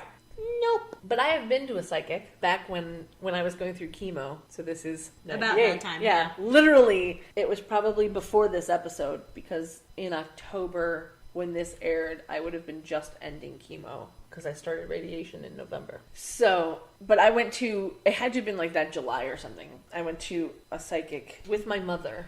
We were at like some sort of Ren Fair typey thing. Oh, okay. So the type of place you would actually find a psychic. Yeah, like there was a tarot card reader and there was a palm reader and this like psychic whatever. And we went to like the palm reader psychic person. And it was hilariously funny because I had no hair. Yeah. Like I didn't wear a wig, I didn't wear a hat, like I just had no hair and I was perfectly fine with it. Like, I didn't care who saw me because it was one of those things where, like, if you want to ask me about it, I will gladly tell you about it. But I'm not going to be self-conscious. Yeah. Because I spent too many years of my life being self-conscious, and fuck that. Life is too short to be self-conscious. Yeah. It's nice that you got there that fast. I did, but I hope that other people can get there that fast. But please, I hope that it doesn't take getting cancer to get you there, because that's what happened to me. But I remember the psychic going through the whole like palm reading thing and saying that I was gonna live a very long life and have, you know, many children, and that my mother was more worried about things than I was, and like all these little like things that were so completely off base. Yeah. Because that's like, okay, mothers. What do mothers do? They worry. I'm going to tell her mother's worried. Yeah, exactly. And what do girls this age want? They want to have lots of babies. Yeah. And she looks at, you know, she has cancer, so I'm going to tell her she's going to have a really long life. Like, it was so Oh my god. vague and just so off base, because I have never wanted children of my own, ever. Like, ever. Yeah. I have never wanted to be pregnant. So that was a thing where I was just like, okay, I'm staring at this woman and she's telling me I'm going to have lots of babies, and I'm just trying very hard not to laugh in her face because that would be rude. And then I would have laughed because I can't help myself. yeah, well, I forced myself not to, mostly because my mother was standing there, and it was like I knew that if I laughed I would disappoint my mother.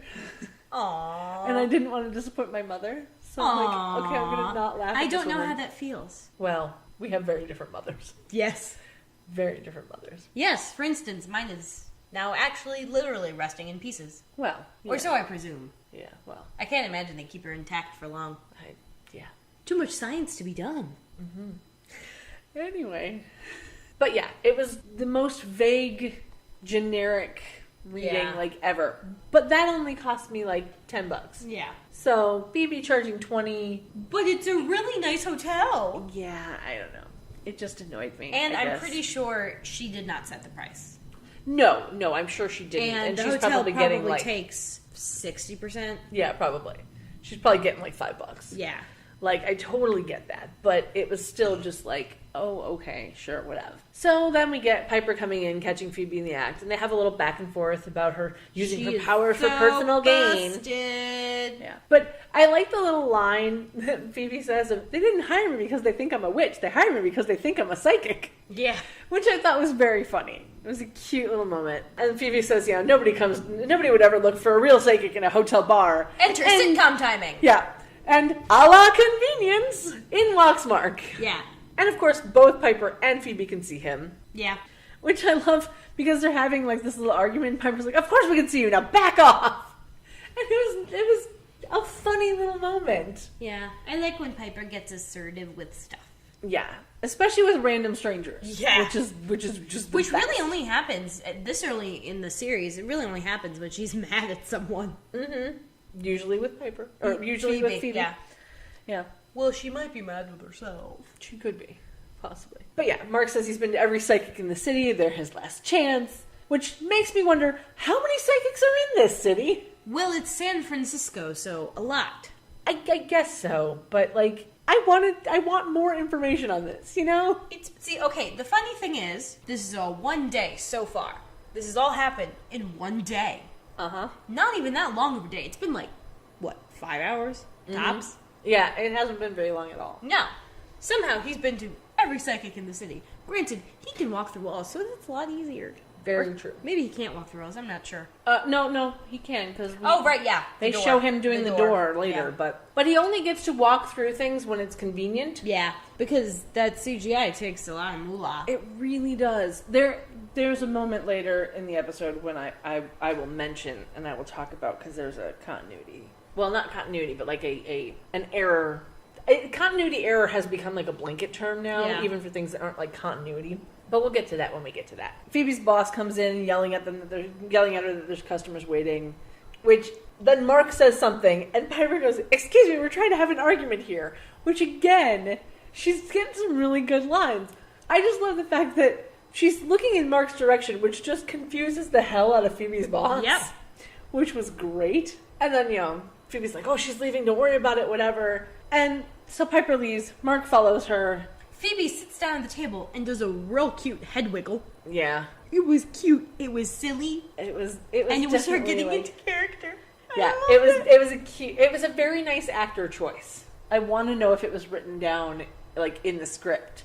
I doubt it. I don't think the head wiggle was written down. No, I doubt it. But I think like, it was probably written down something like Phoebe sits down to get back to work. yeah. But like I've always wondered about that. Like, what is written in the script? Because there's a lot of TV shows. The scripts, I'm pretty The- sure, are available online. Ooh, I think I remember that because I read a lot of scripts, I shall have And to then I wrote- go searching now. and then I wrote screenplay fan fiction for this. So Of course you did. I can't find it anymore, but it was on like legal pads. And I remember was- one of the legal pads had like an American flag up at the top bar thing. Interesting. I was never a fanfic person. Like, I'm still not a fanfic person. Like, I don't really read it very much. I never wrote it. Yeah. There are a couple of like alternate universe stories that I'll check out every once in a while just to see like what random crap do you have. My favorite alternate universe that I read was one where it was the Buffy universe, but everyone was a different gender, Oh, which was interesting, very. except for Buffy. Okay. Everyone except for Buffy was a different gender. Ooh. Which made for some interesting stuff. I like. Yeah. I was like, huh, all right. And then, of course, I thought about it going, okay, I get that they did this way of you know, we still have the female slayer and whatever. But if everyone else is a different gender, like, she didn't have a mother, she had a father, like, all these, like, okay, but what happens when you get to the final season and it's all of these slayers? Are they all going to be men and she's freaking out? Or are they all still going to be the women that they are? But we didn't get that far. It was No. only, like, one story. Yeah. So whatever, but I just thought it was an interesting take on it. I wish I knew. It was probably on LiveJournal or something. Like Yeah. I wish I knew where Back it was. when fan fiction was verklempt. Is that the right word? Verboten. Verboten. Verboten. Yeah. No, verklempt is different. No, I was finishing the Tonys last night, and Barbara Streisand said that. I think is why it's in my head. All right. Yeah, that does sound like She's something like, "You're she'd making say. me verklempt," and everyone laughs. I'm like, most people don't know what that means, do they? I don't know what that Probably means. not. But verklempt is like choked up. Oh, okay. Verboten is forbidden Yes, in German, in German. not even Yiddish, No. just German. No. I think one of my favorite sayings when I was growing up was "Shakavakasha," which basically means sit down and shut up. I remember learning how to say "fuck you, shithead" in German when I was like 8, and I Nice. wrote it down. And what's real funny is seeing this again every time just makes me crack up because I write it down what it is in German, and it's like "Fick dich Scheißkopf" or something. Okay. And my translation was "F beep you, S beep head." I wouldn't even write down the swears in English. That's adorable. I know. I was like 7 or 8. That's great. When I was like 8 And I years learned it old, from my brother. Oh, see, when I was like 8 years old, I don't remember like if my grandfather had taught it to me or he was just talking about it. But at some point, I learned how to say the phrase in German. I learned how to say the phrase, "Will you sleep with me for a pack of cigarettes?" Yeah. I do not remember how to say it now because it's been, you know, a couple of decades since I learned that. Yeah. But yeah, I remember hearing my grandfather saying that. They were I think they were talking about something like the random phrases that he learned for the war. And that was one of them, which I just think is very Oh, funny. man. But yeah, so back to the episode. So Piper leaves, Mark follows her, and apparently because reasons, ghosts have shadows and can walk down the stairs in this universe and hit the handrail as they go. I was trying to find a bit where he was clearly corporeal, and I thought I saw them bump shoulders at one point, so I rewound it to look. And then, no, it wasn't quite like any of them touching. Mm-hmm. So I remember, I definitely wrote down they're doing a good job of being very close without actually physically interacting. Yeah. Because then the secret's out. Yeah. No, but he winds up, like, bumping the handrail as Yeah. he's trying not to hit her. Yeah. But literally my first thought was, why does he have a shadow? He's a fucking ghost. Like, that was my first thought. And because, CGI is expensive, they didn't take it out. But Not until a convenient biker comes along. yeah, I did kind of enjoy, though, that as she's walking by and he's talking to her, whatever, she, like, says to some woman walking by, can you believe this guy? And the woman just looks at her like she's nuts because, Yeah. she clearly is at this moment because, Because what guy are you talking about? yeah, there's nobody there. But so she goes to turn around to yell at him again, and then, of course, the guy on the bike comes, goes through And him. a la convenience, she doesn't freeze the street. Yeah, like she has this moment, and her hands do go like, Yeah. ah! But nothing happens. Yeah. Because Convenience. convenience. And then...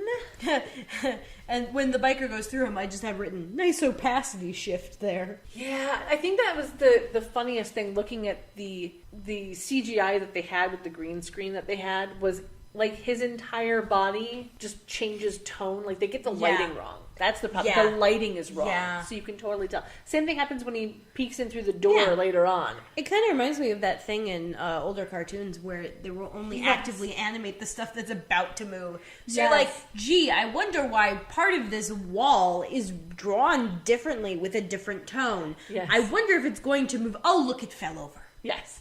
Or like the bookshelf. Yes. All of these books are completely one like of that, them and is one of them is bright. bright colored. You're just like, oh well, that's the book they're going for. Yep. Yeah. So then we cut to Quake with a lovely still picture of the sign. So it's easier that you can see that it was totally created to look that way. Yeah. Because the bar, the Yeah, the rebar rebar. inside, and the chains are at different lengths, whatever. And then we get the close-up of the dessert cart being pushed as Prue walks in, because it'll be needed later. A la convenience. Yeah. And now Prue has a leather jacket over her outfit, seems to be looking for someone, turns the corner and sees Andy sitting with a woman who's telling some weird story about somebody giving her a kiss, and then he actually kisses her, like, on the cheek.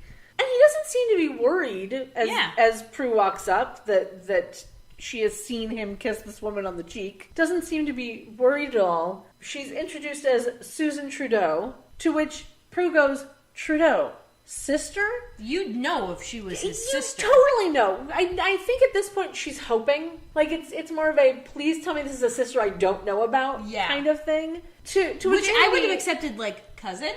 Yeah, like, yeah, exactly. Cousins you might not know about if you're friends, Yeah. but she's known Andy long enough. She would have known any siblings he had, if he had brothers, if he had sisters, what their names were, what his beef with them was. I think Andy is supposed to be an only child. Yeah, I don't remember. They never actually mention it as far as I can remember, but, they talk about, like, his dad and his grandpa in the first episode. Yeah. And so I feel like if it would have been easier to mention any siblings then, but, they didn't. I presume because they didn't have any, where it would have been a huge gaffe if they mentioned siblings then, and then she comes back and, like, if he mentioned, like, a sister then, and then Prue comes back and, like, sister? Maybe. No. But the only other thing that I could think of is, like, maybe she's hoping, like, it's a stepsister or, like, like an illegitimate sister, something. Like, she's hoping that it's going to be Hoping someone... against hope. Yeah. But my favorite is that, he tries to say no, whatever, and Susan comes back with wife. Like, bitch. She loves making people Oh, uncomfortable yeah. by Absolutely. leaving off the X. Absolutely. Because Andy's, ex-wife, But it just, Prue does this little, like, eye roll thing. Yeah. As she walks away. I'm going, it's not as good as Holly's eye roll. No. Like, a Piper eye roll is, like, the best eye roll. Yes. It's just beautiful. And a Phoebe eye roll is not as good as a Piper eye roll, but it makes up for it by having a lot of drama. Yeah. Whereas a Piper eye roll is just perfect. It's understated. Mm-hmm. A Phoebe eye roll is all over the fucking place. Yeah. And then, of course, Prue, who never stops to listen to explanations, decides that using her powers to push the dessert cart that was, a la convenience, placed into that spot, just perfectly there, that was the best idea. Yeah, that's so not personal gain. Yeah, like, what? Just this cart all of a sudden starts moving for no apparent reason? And Andy falls over it in a lovely pratfall. Yes. Though it does look like they had to do multiple takes of him falling because the floor looked like there had been stuff on it. And then lot. his face afterward. There's like a beat where he thinks about changing after it, and then he just sits back like, yeah, I deserve that. Which is And we don't know why. yeah, like we don't know that he deserved it. This is just his ex-wife. We don't know if he's been doing anything with his ex-wife, which we presume not. Well, and the other thing is, as he's walking up to the Because if he cart, was doing anything with his ex-wife, we would actually catch him in the act. well, yeah, well, he was kissing her on the cheek, so Well, he you was know, in the middle of telling a story. I could see that being I guess. explained away, whereas, like, pants down, no. not so much. But he was saying something of before he does the pratfall. He said something like, "We divorced over the," and then pratfall. So we don't know what it was. Like what? Divorced over the summer? Divorced over like what? How long have you been divorced? I don't remember that And then- line, so... Yeah, I think it was probably ADR'd, but it was just like, and then we never hear about this woman ever again because why would we? She's no longer Of course needed. not. No longer needed for the. But so then we cut back to Piper and Mark walking through the alley in Chinatown. Now here's my question that I lovingly wrote down was, because Mark is a ghost, so nobody else sees him, right? So I said, is it safe for a white woman to walk alone down an alley in Chinatown at night in 1998? I don't know. They end up spending Talking a lot to of herself? They spend a lot of time in Chinatown across this series. They do. Yeah. They do. And this But it's San Francisco. yeah. And So Chinatown is like half the town. yeah. Well, not half, but it's big. It's a big- Whereas I've never been to Chinatown in Chicago. Really? Really? Huh. I've been there once. I want to go. I've been there once. We should totally go. Yeah. We should totally go. Because, like, having been to sort of China, Hong Kong, it's not You've been really to Hong China. Kong? Yeah. I've never been. I loved the food. It was great. The transportation system was awesome. We had octopus cards, which is like an oyster card, or we have now the Ventra. Oh, okay. Like a train. We don't have a cute name. No, but England has oyster cards. Yes, I knew. Yes. And Hong Kong, possibly other parts of China, have octopus cards. Interesting. They're cute. And you can, like, you pay a flat fee to get it, and then you can put money on it. And the great thing is, when you turn it in, you can get the flat fee back. Because they Nice. recycle them. That's cool. Yeah. That's I forget if I opted to do that or to keep the card. I think I wanted the money more. cool. Yeah. Even though the exchange rate over there is pretty good. It's like, or at least at the time, I think it was something like 35 Hong Kong dollars to $1 American dollar. But, the prices look a lot bigger. Mm-hmm. But unlike Denmark, it's actually cheaper. Because Denmark also has something similar where it's like 7, whatever their currency is, to... I'm completely wrong, I'm sure. But it's like, I don't know. it's more number, You tell him, Blue. but then everything is also really expensive. Yeah, Blue doesn't like that. Mm-hmm. Does he? He doesn't like expensive things. Well, No. he likes expensive things, just not buying them. Right? Well, he doesn't have pockets, So true. so he can't carry money. And I don't think they make doggy backpacks for his size. I'm sure they do. I want to see one. I know they make like someone calls them capes, like the service vests. Oh, yeah. Someone I know calls them capes. It's real cute. I really want someone to make Chihuahua-sized backpacks, Yes. like I will. saddlebags, not backpacks. All right. I will. That would be fucking adorable.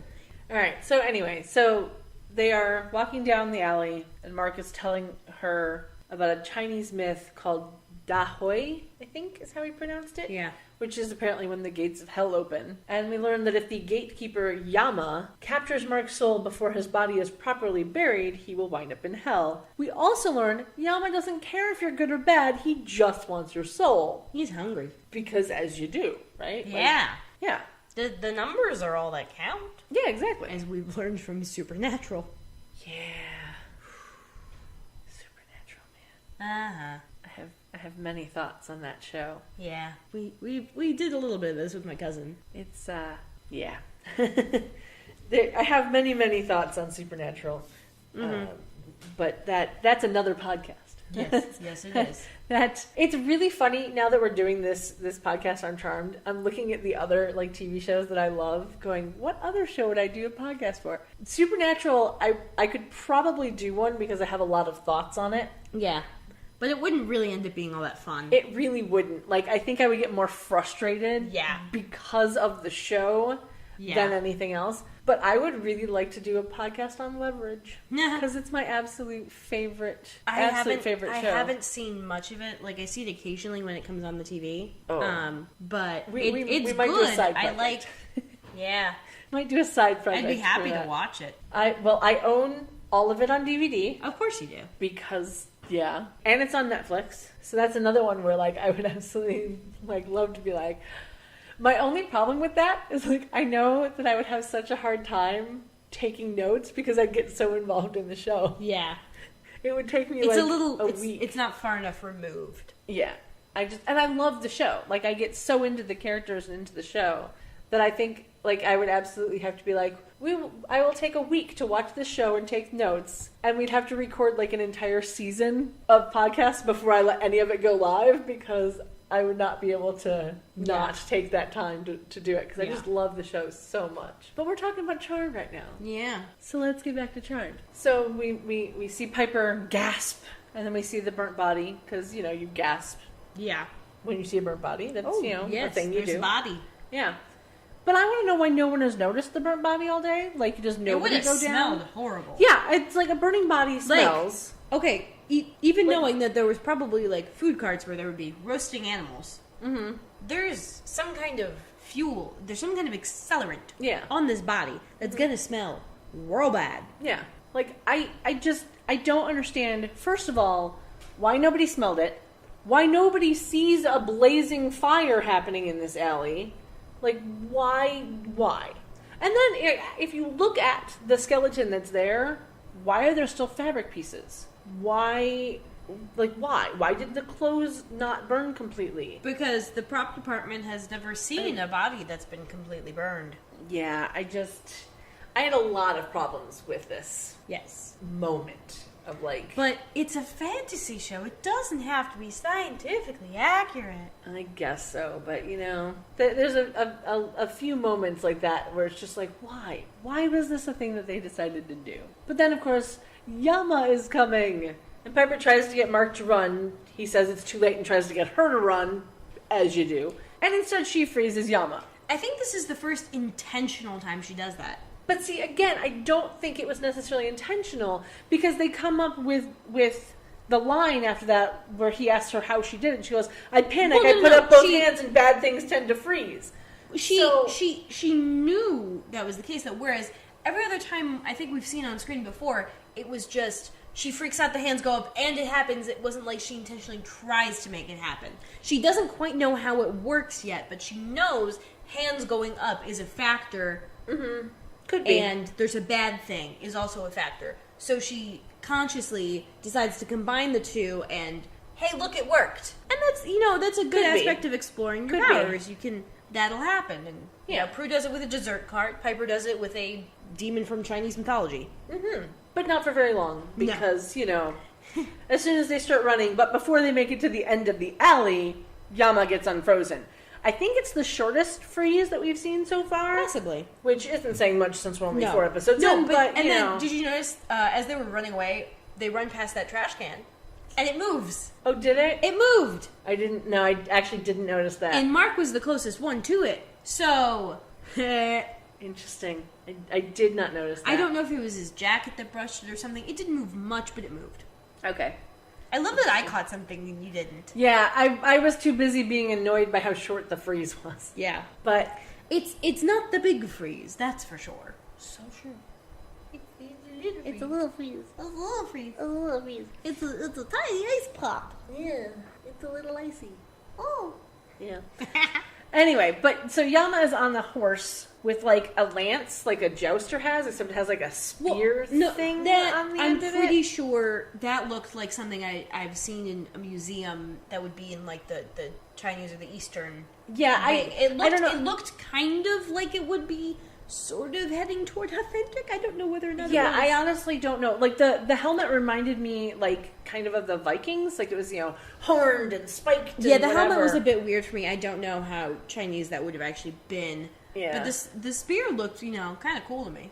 Yeah, it was kind of interesting. And then, because he's a bad guy, the eyes glow green. It's not really a bad guy, though. Well, but he's, he's not a good guy. He is... He's a neutral guy, I guess. But, like... Which neutral? Would that be chaotic neutral? Probably, yeah. Yeah. I don't know that it would be. Might be more towards the lawful neutral. Because that's the law, like, until your body gets buried. Maybe, Yama yeah, can maybe. get ya. Yeah, alright, maybe. I could Them's, maybe see that. them's the rules. I could maybe see that. And then we have we cut our first commercial break, which I do believe is the first one. So we have the commercial break, and then back at the house, we learn that the restaurant where they were throwing the surprise party for Prue called while they were out, so we now know that Prue knows for sure about the party. But does Piper not have a cell phone? No. Is Prue the only one that has I a cell think phone? Prue might be the only one so far. Okay. I think Piper probably... Because, well, in the first episode she was using a payphone. Okay. And every other time we've just seen her use the house phone. Okay, true. I guess And so I think she figures it's not worth the expense. Yeah, because they were pretty expensive back then. They're still kind of expensive now, but... Well, yeah, with a plan, for sure. Yeah, they were much more expensive back then. Mm-hmm. But so then, Prue, who was apparently in the shower, comes out in a towel, which I totally think was just so that she could be indignant when Mark comes into the room. And she says naked. She does! She says I'm practically naked, which I want to know if that's a carryover because Shannon Doherty is from Tennessee. I don't know. Because I don't think that's a California phrase. That might just have been the best take. And they're like, well, Maybe. we can't do word. It's kind of like naked. And maybe people won't notice. So they did. Yeah, like, where is that accent from? Like, I don't know. And I just also want to know, like, why was her hair not wet? If she was coming out of the shower. She was just taking a body shower. Something I have very little familiar with. I don't know. It's like, was she wearing a shower cap or something? Like, I don't know. No, she just pulled it back. I don't know. Maybe, I was going to say, maybe that's a thing that people with houses can do. I can't do that in an apartment. Also, I don't know that this ground level shower ever comes into play. No, again. I think actually, hold on. I'm going to look it up. But it's not fairly typical to have a shower on your ground level, especially with that kind of a house. Like, there's no guest room down there. No, I know for a fact that it changes into something. Hold on. Is this a continuity or closet? trivia? I think it does, yeah. I think it changes into a closet. Let me see. That was just for the convenience of Mark walking in. Absolutely. Here we go. The scene where she comes out of the towel, coming out of the bathroom is shown where the closet will be in future episodes. This may be due to the fact that the series was just starting and the whole room arrangement of the manor had not been figured out yet. Or, as we lovingly like to say here, a la convenience. Yeah, I mean, they probably haven't really built the second floor. They have the attic and they have the ground floor. They don't have the second floor built. Well, they do. They probably didn't have the budget for that extra. They do set show the pieces. bedroom upstairs, though. They do have a bedroom up there. One bedroom. Yeah, And a portion of a hallway. Yeah, so like there are a few But things. they expand to the entire hallway and several bedrooms. Mm-hmm. And like I remember learning the basic layout of this house. Of course you did. At later points, because there was a basic layout. You could tell it might not have been proportional to the actual size of the house. Yeah, But there was a layout. yeah. I would love, like, I don't know if the people who own that house, I don't even know if that house is still around. I'm assuming it is. But, like, I would love to, like, go into that house and see what the actual layout is Yeah, of I that would house. too. That'd be fascinating. That'd be great. Yeah. But, so then Phoebe wants to know why the drunk from the hotel is in their house, which I thought was a funny moment. And Piper explains he's not a drunk, he's a ghost. And to ensure that he really is a ghost, Piper sacrifices a mug. Which, okay, she throws it. The breaking sound is clearly ADR, and it happens too soon. Yes, it absolutely does. And Unless it was hit the that wall. the best? No, she threw it. She through the it, doorway. Yeah, she threw it through him, and it's supposed to have like fallen on the ground and broke, but it made the sound like it had hit a wall instead, because it definitely made that sound way too fast. Yeah, way too fucking fast. And that's really the best way, Piper. Yeah, you couldn't have like walked through him. Yeah. No, let's sacrifice this mug. You can't just walk over to him and wave an arm through. Mm-hmm. Like, that's dramatic.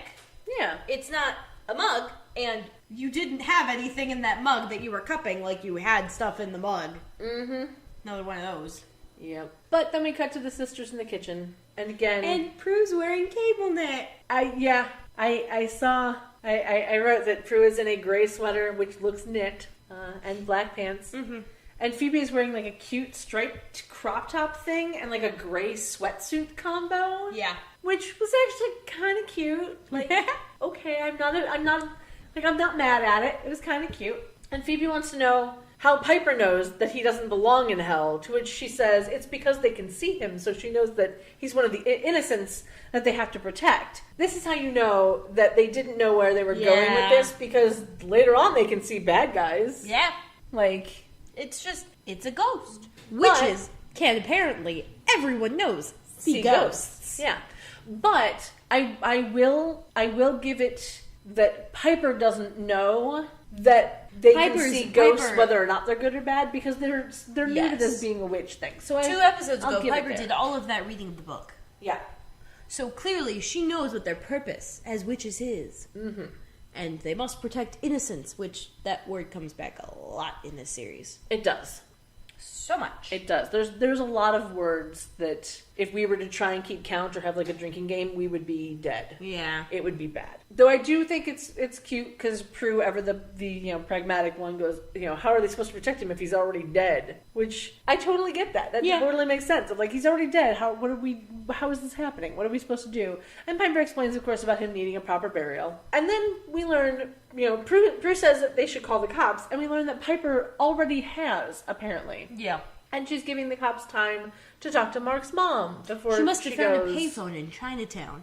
Well, back in the 90s, payphones were everywhere. Oh, I know. I So- just like the image of her calling from a payphone in Chinatown. Yeah. Especially when, no, I guess there would be people without accents there. So that's just me being stereotypical. But, like, That's racist. aww, I'm sorry. Yeah. So she's giving the cops time to talk to Mark's mom before she goes to talk to her about making sure that, Mark gets a funeral as soon as possible. Now, here's my thing. And this is a definite a la convenience thing, because if mom gets a call about her son being dead, of course she's going to bury him quickly. She knows about Yama. Yeah. Like, Well, seriously. I have to imagine that, not every death results in a ghost. So do some just pass on? No, but that's this the point. mythology? No, because that's the point. Is if they don't get a proper burial, Yama takes their soul. Okay. That was the whole point. Right. Which is why I say, at this point, if she knows, like, if Mark's mother knows about this, Yama thing, why does Piper need to tell her anything? Like, why does Piper need to tell her anything? Because convenience. Like, that is. Well, I think she the only probably thing. needs. She feels probably like she needs to be assured that she has done everything. No, and I get that. And yes, and the convenience of then going Yeah, and finding out whether or not exactly. that Exactly. scene has to happen. Yeah. So we can have Piper's wonderful Chinese pronunciation. Oh man. Yeah. I couldn't tell if that was Mandarin or Cantonese, but I imagine it was probably Mandarin. Probably. Yeah. It was probably Mandarin. Yeah. Whereas I've already forgotten all of the Cantonese I ever knew. Well, I never Which knew was any, about so you're still one up 3 on me. sentences worth. I've never known any Cantonese. Cantonese has more tones. So it's a little bit more complicated. Good to know. Yeah. So Piper mentions Yama, which confuses Phoebe, but then before any explanations can be had, the phone rings, and apparently Phoebe has to go to work. But before we follow Phoebe to work, we get Prue and Piper having a lovely little moment of trying to figure out about Andy and all this whatever. I don't understand why she's having such a problem with the ex-wife. I really don't. It's not like she's his current wife. Yeah. Like, Prue says that she didn't hang around long enough to find out what was really going on. And that's when we get Mark putting his head through the wall. It was a door, Which was- wasn't it? Yeah, through the door, yeah. It was a cute little thing, but Piper made this, like, noise of frustration that was the most adorable noise ever. He goes, sorry, and he leaves. And Prue comes back with, don't these guys knock? Really? That's where you're gonna go with that one, Prue? Yeah. Really? Someone knocked him off. Oh, so bad. I know. So bad. I literally cannot resist a pun. It's alright. I missed I my forgive opportunity with the NSYNC one earlier. Yeah. Listeners will know what I'm talking about. But, yeah. No, it was because we wrote the same note. Oh, yes. Yeah. We were in sync. Yeah. I got it. Yeah. I got it. It's been a long day. Mm-hmm. So, we cut to Phoebe back in her psychic getup, And her boss is telling her that a wealthy dude in one of the suites needs to be buttered up. Some foreign guy. who's Yeah, like he could be a sultan. And Yeah. I'm like, oh, all right. And, he basically is like, tell us something good and he'll extend his stay. Like, I Yeah. get that. I totally get that he wants more money out of this dude. I get that. But before anything can be done for the high roller dude... Yeah, you see him for a second, and he's clearly some generic ethnic dude with a mustache. Could be. Not wearing an ill-fitting suit. His Yes. suit was actually really nicely tailored. Was that because he's rich, or was it because he's large? Maybe a little bit of both. Yeah, A little bit of both. because that's what I wonder. Like, he was clearly a larger man. And maybe it's just, if you go by inseam and maybe your waist, you don't need much tailoring. Yeah. But yeah. No, and he could have been one of any number of ethnicities. This guy probably gets a lot of bit work. Probably. Yeah. If he's still acting. Probably. Yeah. But of course, before anything can be done, we see a guy leave the bar without his wallet. Why his wallet was on the table? A la convenience. Yeah. Because there's no reason that you would put your wallet on the table. I mean, I do, but it's a hassle to get it out of the bar and, like, show your ID. I see, I've never had a problem with it. But because I have a specific, Yeah. holder for my ID and all that Yeah. stuff. That if I'm going to go Also, to a bar. my purse is a cavern. Yeah, I don't have I that need- problem anymore. There was an infomercial for some, like, kangaroo keeper or something. Oh, like, yeah. something you stick in your purse Yep, that yep. organizes everything. I want that. I need that. I need a smaller purse to put inside my cavernous purse. That's basically what that is. Yeah. That's basically what that is. Well, It's a because little- I like little mini having a purse. large purse so I can fit lots of stuff in there. But for the small things, I need something so I can just find it. See, I should give you where I got my purse, because I can fit a board game and 4 flux decks in my bag. Yeah, I like having a lot of pockets in my purse. My purse does not have a lot of pockets, but I bought it so I could fit lots of stuff because I was taking a plane ride. So I needed, like, I had my luggage and I had my carry-on, and then I'm like, well, I need a large enough purse to be able to fit a few books. Yeah, So, I totally get that. Mhm. I once went on a plane trip and bought books while I was there and had to have them shipped back to me because they didn't fit in any of my luggage. aww. It was an expensive trip, that one. Oh yeah, I bet. Those books are heavy. Oh, I know that much. Yeah, and this is before like the whole flat rate thing that Yeah. the post office has going on now. Anyway, so Phoebe notices the guy left his wallet, tries calling after him, but of course he doesn't hear her for some reason, is paying no attention. Well, she also doesn't say, "Hey, dude, You your wallet." left your wallet. Yeah, exactly. But she then picks up the wallet and has a vision of him outside dropping his bag in the street and getting hit by a car. Then, Frankie asks if she's okay, but she deflects because she's Phoebe. And, heaven forfend. She actually She'd be like, direct. I'm a psychic. I just had a psychic vision.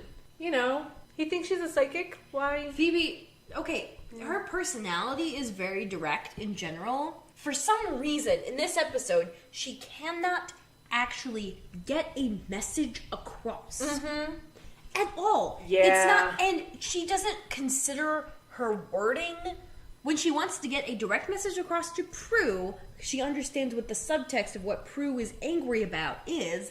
She goes, I never slept with Roger. She knows what she's talking about. She knows how to address what Prue is feeling, even though Prue's not saying it. But for some reason, in this episode, In this it is not episode, possible for her to pick up on the Yeah. fact that what she is saying She is just the completely wrong loses thing it. to say. Yeah, she completely Oh my loses god, everything. it's so fucking frustrating. Yeah.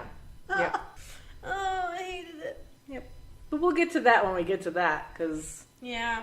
I blocked out this entire plot line, and I didn't remember until I was watching again. Yeah, because we were too fascinated with John Cho. I love John Cho. That's all I remember about this episode. So we cut back to the house, and Mark is sitting on the edge of the sofa, Because he can sit on the sofa. because, Fun. yeah. And And he's there's trying... There's some lovely special effects noises as he's... Yes, he's trying to touch the TV button, and it's like making the weirdest noise. But this is all about the You can tell, convenience. obviously, that like there's some real bad like CGI happening. Yeah, this was filmed at two different locations because his opacity filter is That's a why I said sliding scale. the lighting is always wrong. Yeah. That's the problem. But it's all about the convenience factor with this ghosting stuff. If we need the ghost to do something, then he can do it. If we don't, then he can't. Yeah. You know? And plus, he probably just sat on the couch there Yeah, and then as the actor and just, hey, I'm going to sit here and poke at this TV. They probably didn't think about it. yeah, I think because you can see he walks through walls when needed. For the joke factor, he'll like stick his head through the door for a joke.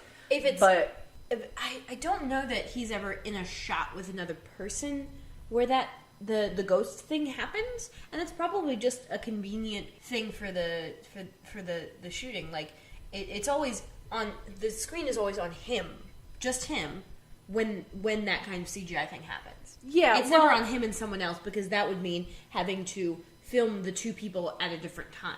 Yeah, absolutely. And I don't have a problem with the bad CGI because it was, the CGI It's of the just time. funny. Yeah, it's just funny. But there's a moment later on that I will talk about when we get there, which is why I say that the abilities of the ghost are all about the convenience factor. Oh yeah.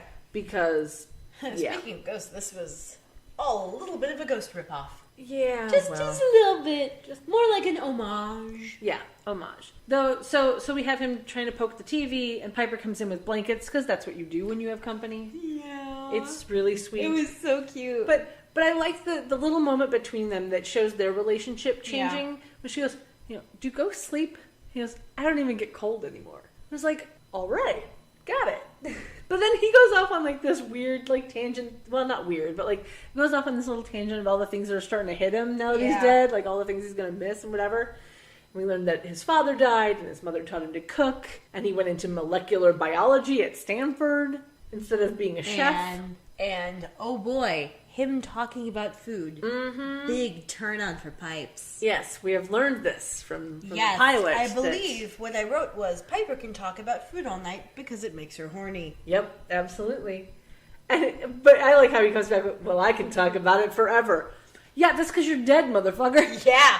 You don't have to sleep. You don't get cold. Like, you have all the time in the I'm world. pretty sure that was the point of that line. Absolutely. So they bond and flirt, whatever. And we also learned that Graham's taught Piper how to cook. Mm-hmm. Which, is perfectly fine because, Mom It was wasn't probably around. her replacement for not being able to teach her how to make potions. Probably. Probably. And then we cut to Phoebe back at the hotel. And she's pacing in front of the elevator when Mr. Corey, who is the name that we learn of the guy from her vision, shows up. Yeah, is she in civvies right now? I think so. Yes, she is. She's not wearing the outfit. No, I think she is. She is wearing the outfit. Oh, I'm thinking of later. Yeah, she is wearing she's still in her outfit because she's still at work, technically. Mm-hmm. But, so, apparently she left a note for him, warning him not to go outside. Yeah, that's not ominous or anything. Oh, wow. That wording, guys. Yeah, so he, of course, thinks she's trying to scare him or trying to drum up business or whatever. And then it turns out his wife is the Weight Watchers lady from earlier. Because, as you do. There's so many... There's got to be an extra reason why this guy would not trust Phoebe. Mm-hmm. It's totally... And it's because his wife hates her. Yeah, absolutely. That actress is older than that actor. Yeah, well... No, it was just interesting to me. Like, you don't see that a whole lot. You normally see, young arm candy on average middle-aged white man. Well, but, she probably has the money in the relationship, so there's that. Well, if he keeps leaving his wallet on the table, she definitely does. Yeah. But then we get the moment where Phoebe is mentioning her vision, kind of, and she mentions that the car is pink. So that is a... And everyone, when she says pink Cadillac, everyone's like, oh yeah, I am sure. Yeah. Like, the most ridiculous part of this vision is the pink Cadillac. Yeah. But she doesn't, at this point, she doesn't mention that it's a Cadillac. She just mentions a pink, and then she realizes that he doesn't have his briefcase, and then it's perfectly fine, because it doesn't happen unless you have your briefcase. Which, again, creepy? Yeah. Much. There's so a better way Yeah. to tell this. Oh, when she hands the wallet back to the guy, and his wife is there, chewing her out, he does this really great little, check in the wallet and then put away. I loved that bit of acting. Yeah. It was a nice hilarious. choice. It was a very nice choice. It was almost silly. Well, yeah.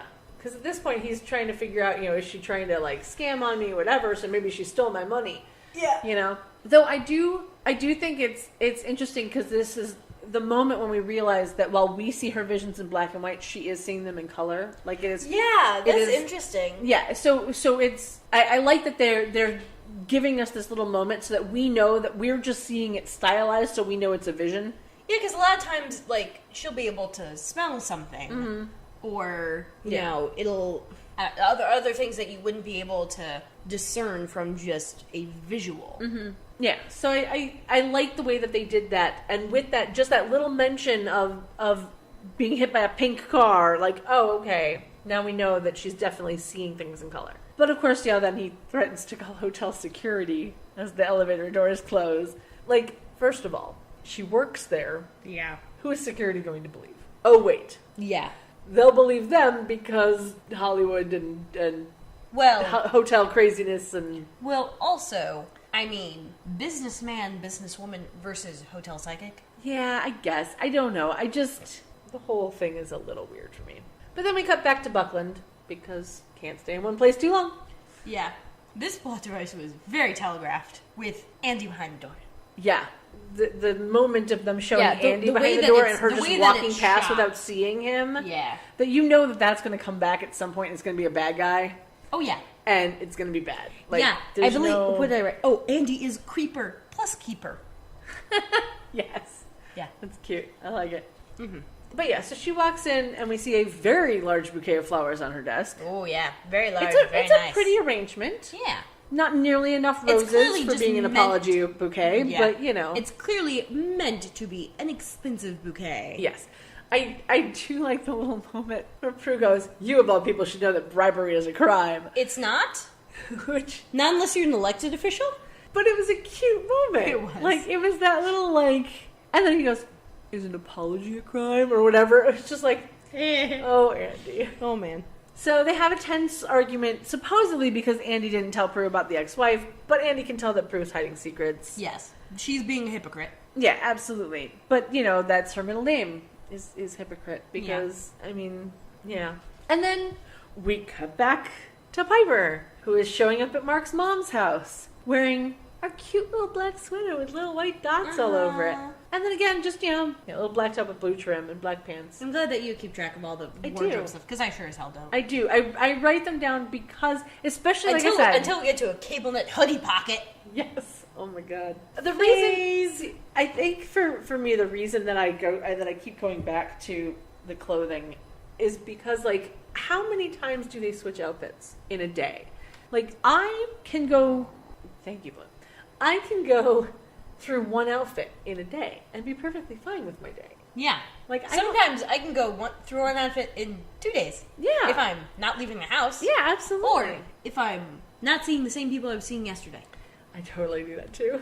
Yeah, we Totally can. do that too. I may wear the same outfit from Friday through to the end of Sunday. Yeah. That will probably happen. Absolutely. Like here's my thing when it comes to clothes. If it didn't get stains on it, it's still perfectly clean. Yes. That's usually it. Unless it's like a super like gross sweaty day or like Yeah. you're exercising or something, then yeah, if the shirt Or stinks, like at some point you take it off and then it gets super wrinkled and it's not supposed to. see, and I don't even necessarily care so much Well, about if the I'm wrinkles. not leaving the house, I don't care. Yeah. But like if the shirt smells, then get a new one. If the shirt doesn't smell, it's probably fine. But yeah, no, I have been known to wear the same shirt for like a week straight because it's perfectly clean. Like, what did I do? I went to the store and then I came back home. You know, like I didn't do a whole lot in this shirt. It didn't get dirty, it didn't get stained, it didn't get smelly. Like, there's no problem with this. Absolutely. Same thing with jeans. Oh man, jeans will go so long. Like you don't All of those charts saying how long you can wear certain items. I'm just like, no one follows this. well the thing Not about a jeans, single person I know follows this. Yeah. Except people who are actually clean freaks. Yeah. Well, here's the thing about jeans. The more you wash them, the less they last. Yeah. Mine already don't last very long. Yeah. Because chub rub. I know, right? God, it's so horrible. So horrible. I need to actually figure out how to buy like dude jeans because I have a feeling this doesn't happen to them. No, probably not. Granted, I mean they have a nice castle. There's some ballroom. Yeah. Nice guess. Yeah, a nice castle. That's how you know if your jeans are a shitty castle, if there's no ballroom. But that's the thing, like, But ladies don't need ballroom, so it'll fit Yeah. over our enormous hips. Yeah. Yay. I think the reason I don't do boy jeans or boy pants in general is because they're not cut properly for my body shape. Which, you know, most ladies' clothes aren't cut right for my body shape either.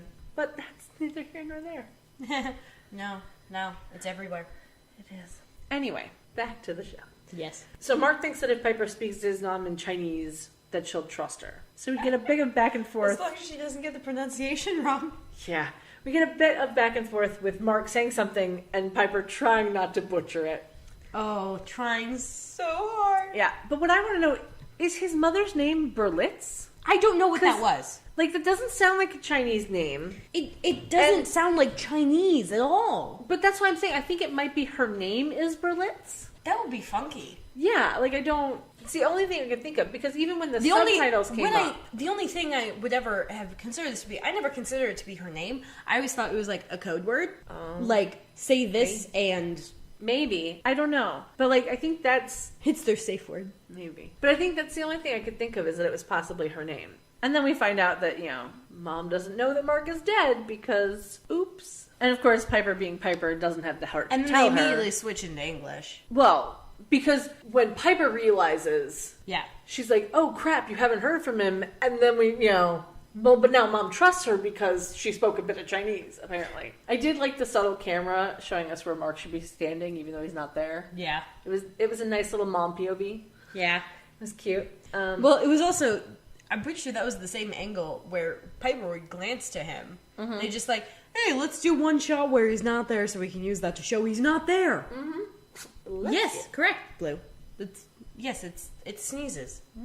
Absolutely. And then, you know, Mom goes back in the house and Piper goes to leave and Mark tries running back in the house and is stopped by the Red Dragon amulet Of course. that he refused earlier. I mean, what's he gonna do when he gets in the house anyway? Yeah, exactly. He can't talk to her. Yeah, like it's not like Mom can hear him. But, you know, you don't think of these things. No. Just trying to go, whatever. But I think it's very funny though, like the door glows. And I get that, that's great. And then he bounces off the And door. then the glow from the door siphons into the the red thing. amulet. Yeah, into the eyes of the amulet. That's funky. Like, okay, sure. Now, when they were at Mark's mom's house, it was daytime.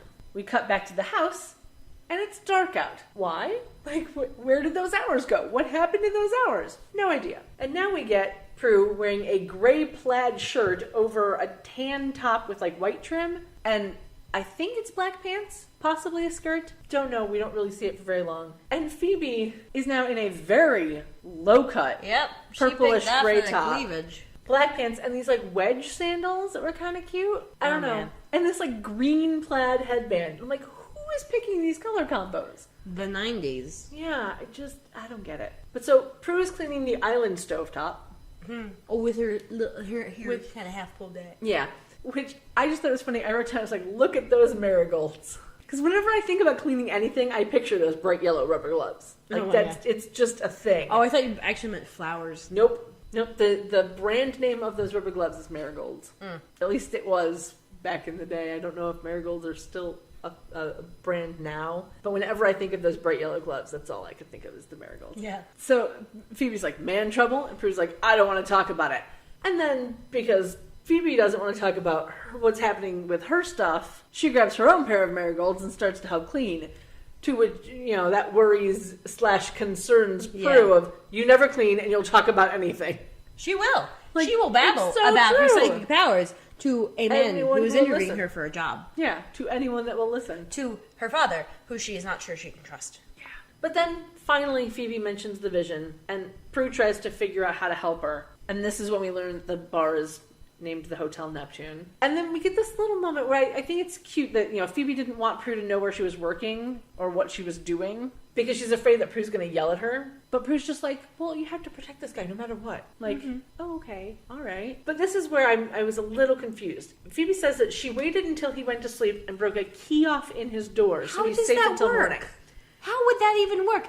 I mean, I that don't works know. for them not being able to get in, but like, even if it's a physical key and not a key card, You can still open the door from the inside. That's what I was saying. Like, And I where don't would she think- get a key? Well, I don't have a problem with that. I don't have a problem with her having a key because she could have just nicked one from the staff. I don't have a problem with that. Or she broke a key that whatever, any random key. Yeah.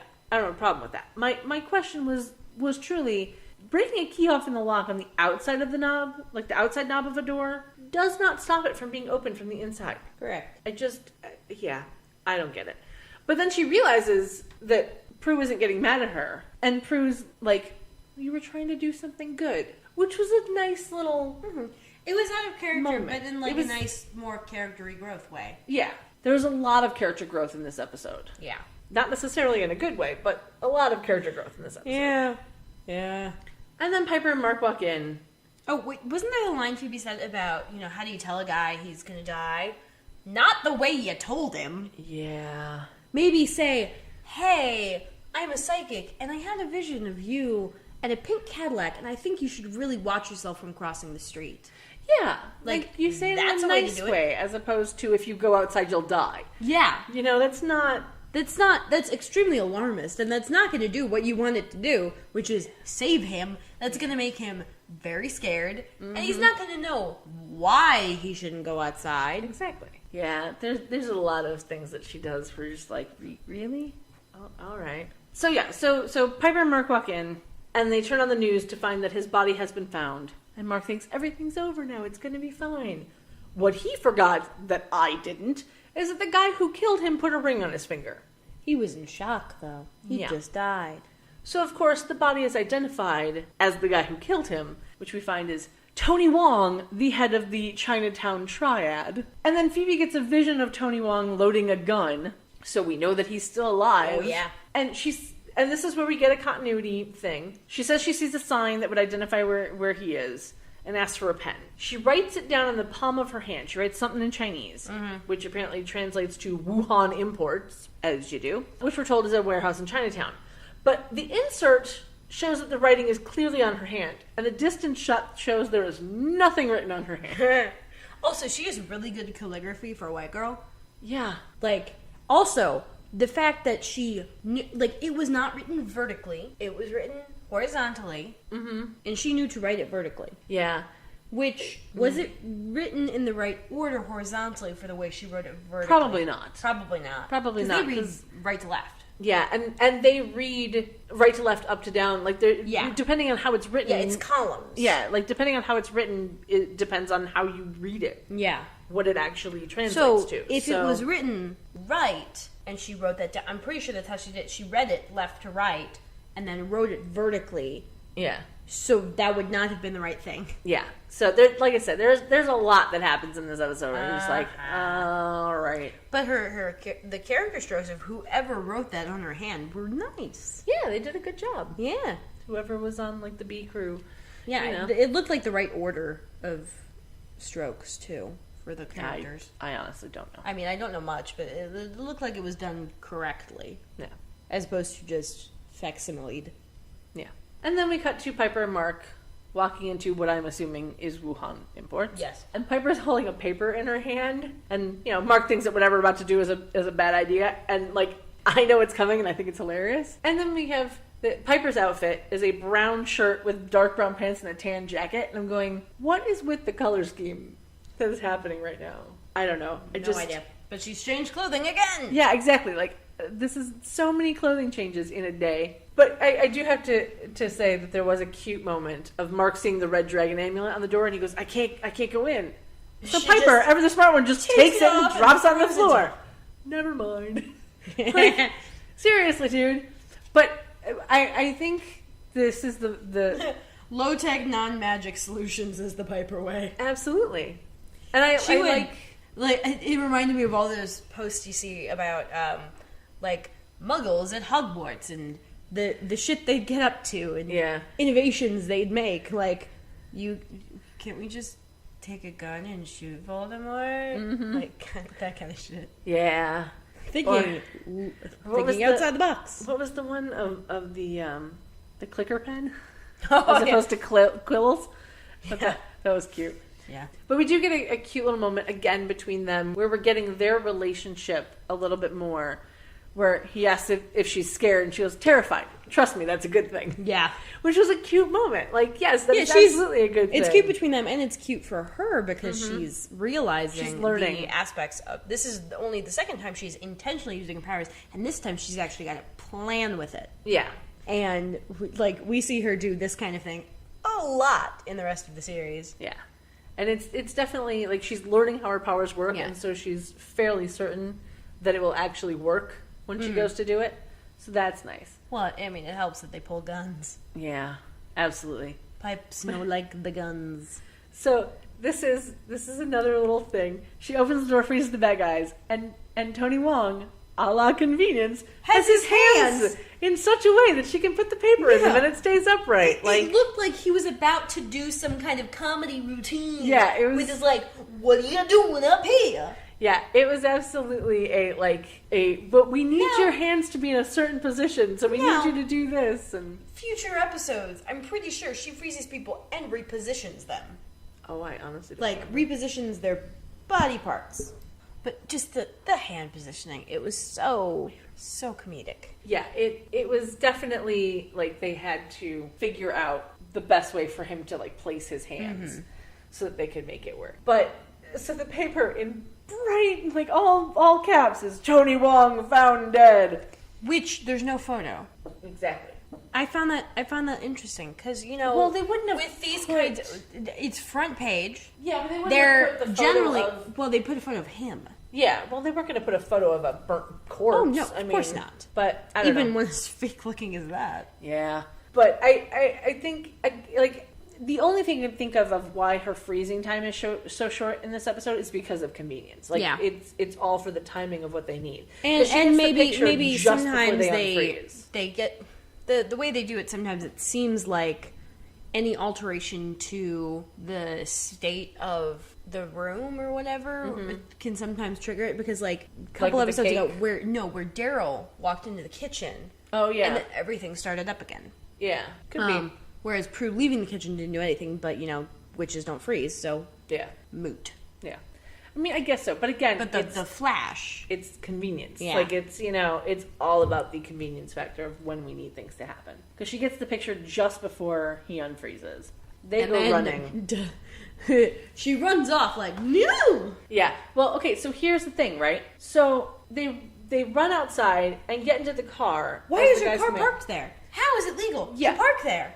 I don't know how her car is legally parked there, first of all. Why would you not park it a little further away where you're sure that they might not be able to fucking read the license plate? Yeah, because convenience.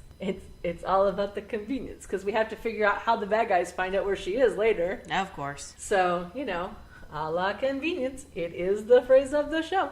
But yeah, so they get in the car and they're whatever. But we get this moment of you hear two doors close. I didn't notice that. Uh-huh. Because you see her get in and you hear the door close and then you hear another door close. Uh-huh. I mean, first of all, she does not open that door. No, not even a little. No. Little gaff. Yeah, but it's fine. I mean, whatever. So They probably couldn't edit it out. Yeah. Because I don't think... Do you see him open a door? No. Okay. No, you don't see him open a door. You just see him sitting in the car as they're Yeah. driving away. You see a second figure in the car, and of course Tony comes out with the gun, but instead of shooting them, he grabs a pen. A la convenience, it's in his crony's pocket. Yeah, Because like- they're all wearing suits. Yeah. Minus jackets.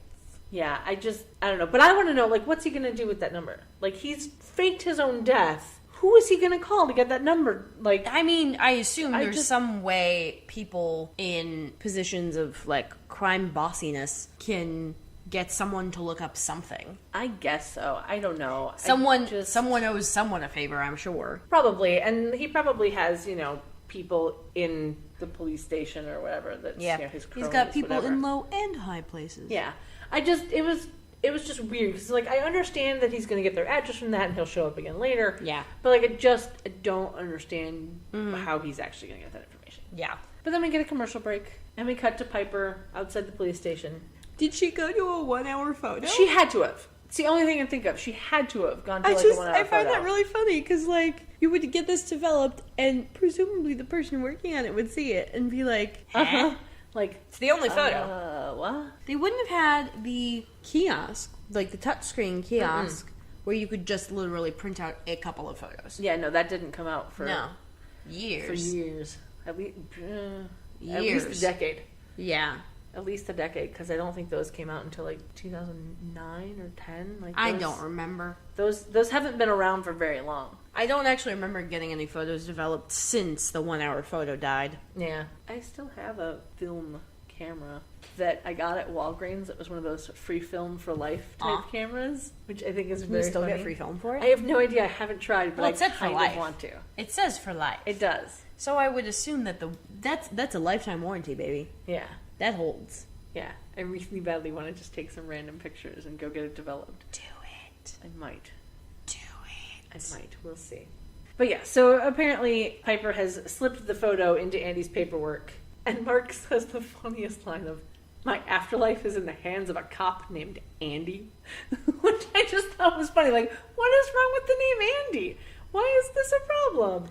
I think, is he reacting to the fact that she apparently knows just the first name of the cop and she doesn't call him like officer or something? Yeah, Or Inspector inspector. Trudeau. Which, can I just say, Inspector Trudeau? Yeah, that has a ring to it. Yeah, it kind of, every time I hear like Inspector Trudeau, or like I think of Inspector Trudeau, my brain goes, is he related to Jacques Cousteau? Like, that's where my brain goes. I know it's wrong, Yeah, but it's just the way my brain works. that's cute though. Yeah.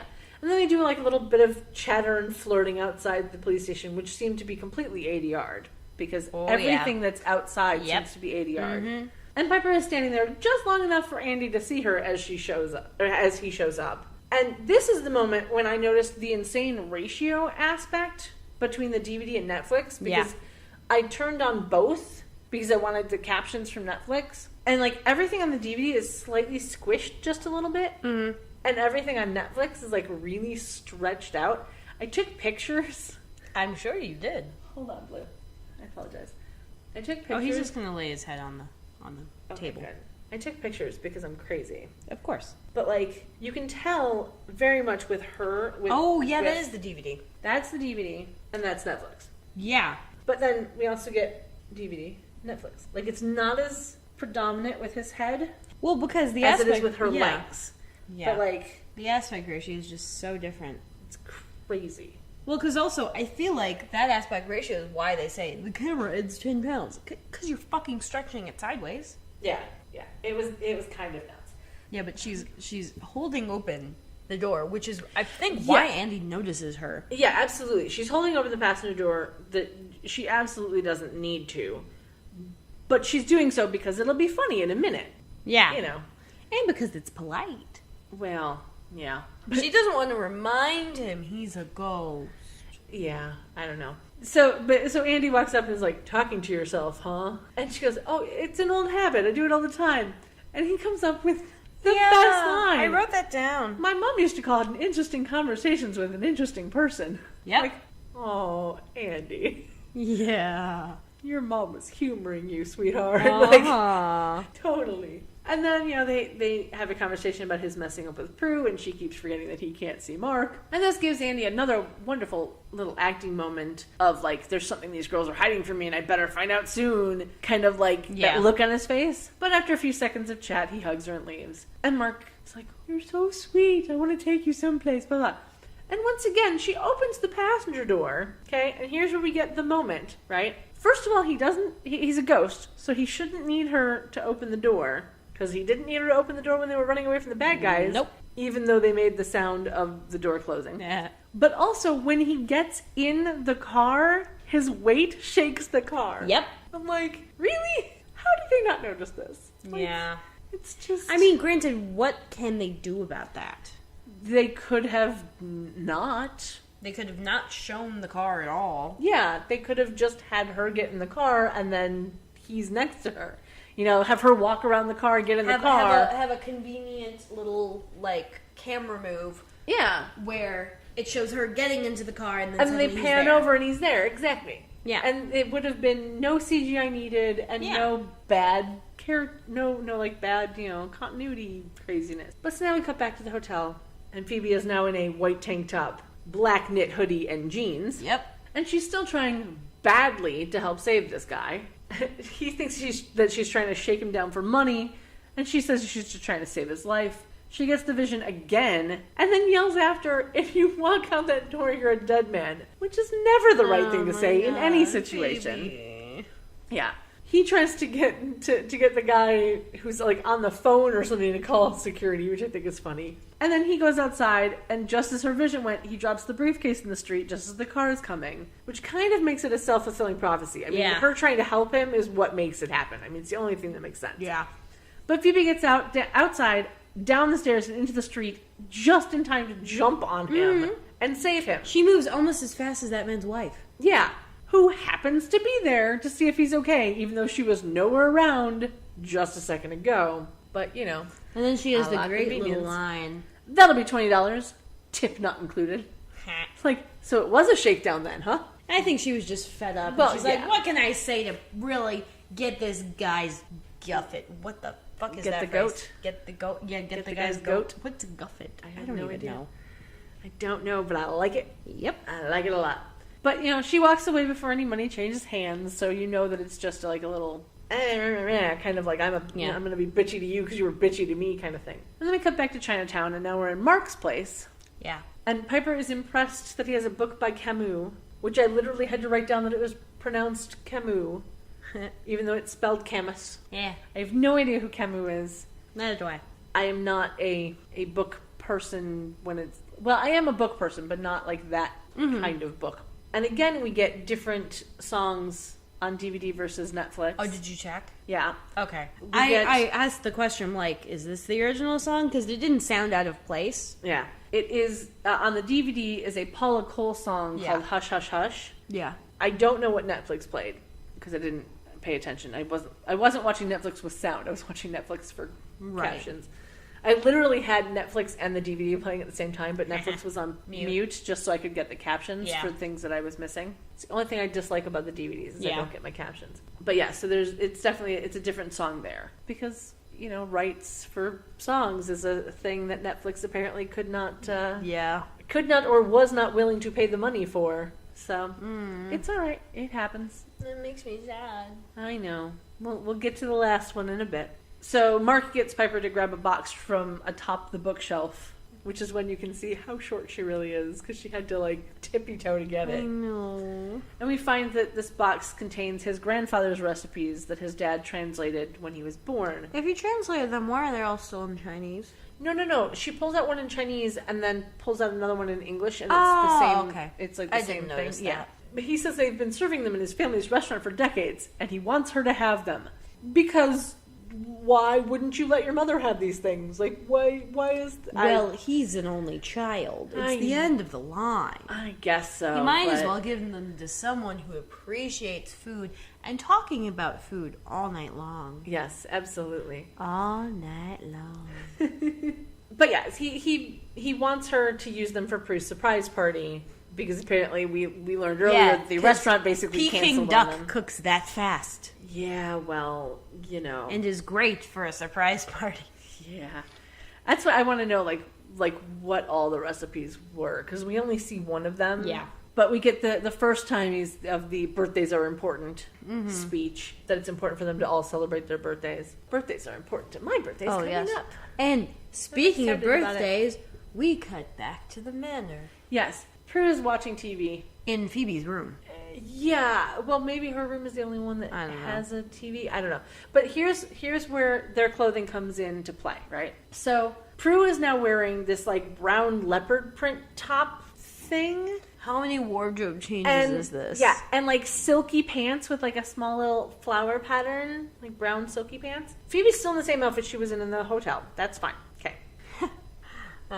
So Prue's flicking through channels, which concerns Phoebe because she never flicks. Well, And- Phoebe never cleans. Yeah, well, and it kind of annoyed me because I'm like, why do they say flick? Why aren't they flipping through channels? I don't know. Maybe it might just be a me thing, but it was you flip I don't through the remember. channels. I don't remember really differentiating between the two. I've used both. So Prue looks at Phoebe and she's like, "Oh, you look terrible." She does not look terrible. Like she's got 3 hairs out of place. Yeah, well, like one side of her head, clearly hair just went, okay, done. Well, here's the thing, right? So in what was it, the first episode, she falls off a bike and hurts herself. This time she throws herself in front of a car and nothing's wrong with her. Not even a bruise, not a scrape, nothing. Just some slightly mussed hair. Yeah. That wasn't really mussed when she made the line about $20. Yeah. So Phoebe comes to the realization that helping people makes her feel good. And Prue comes to the realization that while Andy's keeping something from her, she's been keeping something huge from him. No shit, Sherlock. And we get the cute sister moment of Phoebe saying, "We're the charmed ones, Prue, not the doomed ones." No. Which was She kind said of that in a cute. very after-school special way. A little bit. Then we cut to Piper coming in downstairs with Mark. Yep. And we get this weird, sweet, weird thing where he says he doesn't want to say goodbye and she pretends she's touching him. And then goes in for the kiss and remembers she can't actually touch him. Yeah. Yeah, I ship this so hard in the day. Yeah. This entire episode makes my heart ache. Yeah. I can't bring it together. It's definitely a ship that could have sailed. Doomed. Yeah, it's a doomed ship. And he comes with where were you my whole life? Not in Chinatown. That's where she was. Yeah. Not in Chinatown. But, the second he gets that out, here come the bad guys, because, Of course. why not? Through their open door. Yeah. Well, unlocked. Unlocked, yeah. No one ever fucking locks their doors. Yeah. Well, and see, this is where I'm going, you're a family that's, getting all of these demons and bad guys coming after you. You'd think they'd have some sort of protection, something. But no, but these guys aren't like demons or anything. They're just normal humans. So even if they did have protections, whatever. But, so they grab Piper, Mark yells for help, and luckily, Prue and Phoebe can hear them. And they come running downstairs, both wearing completely different outfits. Oh my god. Prue is now Was in that 6 outfits? Yeah, I don't know. But Prue is now in a high-cut gray shirt and dark pants. And Phoebe is in a low-cut pink top and black pants. Yep. Why? Don't know. I want to know. The only thing I can think of is somehow this was supposed to take place the next day or a while later or something, and they just truncated it because they needed to save time or something. But they were literally upstairs 2 minutes ago, and now they're both wearing completely different outfits. It was slightly annoying, and this is why. This scene right here is why, since episode 1, we have been harping on their clothing. Yep. So that I can point out this kind of crap. So Phoebe wants to call 911, and Prue says to do it from the car, which is a nice little moment where, So clearly she we're going to be remembers... using your cell phone. Yeah, where she remembers that she has one, and they grab their jackets and they run outside. It's dark outside now. And we get the ADR line where Prue is like, we have to find her, and Mark is like, even if it takes all night. Which was totally ADR'd because after the commercial break, we're now outside the warehouse in Chinatown in daytime. Yeah. And Piper is ineffectually tied to that chair. Yes, with ropes that look like they're made out of duct tape. Yeah. They're not. They're just normal ropes. But from afar, they look gray and shiny. This entire scene is hilarious to me. You have the non-hair pulling. Mm-hmm. You have Wong's all-black outfit and his cronies all black outfits. Mm-hmm. Piper's squinty eyes, where she's clearly not taking this seriously, despite the fact that Piper is most likely be terrified by this kind of shit. Mm-hmm. Well, and but she the does. ropes tying her down that are clearly not tying her down. Well, her hands are tied behind her back, and her arms are tied to the table. Because that was the whole thing. She made mention of these are a little tight. Can you at least let my hands loose? Whatever. So you can tell that she isn't tied at the feet or anything, but she's totally just tied at the arms, which is fine. I mean, it's fine. She's joking about it. That's so not Piper. Well, I think it's a moment of joke while in terror kind of thing. You joke so you don't cry, that kind of thing. But we get, the bad guy banter, and then we cut to the police station where Andy's getting to his desk and finally sees the photo that Piper left for him. Why did it take so long? Oh, right. Convenience. He sees it and drops it like a hat. Yeah, and okay, so she left the photo and the name of who this is. What else did she leave? Because I don't know. There's a lot that happens where I'm just like, why is Yeah. what's happening? Because why did it take him so long? Like, what was he doing yesterday that he didn't get to his inbox? Why is he just getting to it right this second? Oh. Right when we need him to show up on time. He was Oh, probably right. trying to figure out another way he could apologize to Prue. Maybe. I don't know. But then we cut back to the bad guy hangout, and Prue and Phoebe are just coming in because, again, convenience. Yeah. Mark is coming down the stairs saying that Piper is upstairs. So we don't know if he got there before them or if just ghosting he was able to just be up there. Who knows? He booked it. Yeah. And why they didn't automatically go there of it'll take all night to look for her. Bitch, you had on Phoebe's hand where they were gonna be. Yeah, where they hang out, where his enterprise Like, you've been is. there before. You were there not too long ago to take the fucking picture Yep. of Tony Wong. Why did you not think to just go right back there? Oh, right. Convenience. Yes. Because there's no other explanation Nope. for him not to just be like, let's go back to that place that you wrote on your hand yesterday. Like, Gee, I wonder where this guy whose hideout we know exists would be. mm-hmm. What a mystery. Exactly. And then, bad guys come in, and Prue magics a guy with the gun away just as he fires. Where did that bullet go? Oh. Who did it hurt when it went through the wall? I mean, She had good seriously. timing.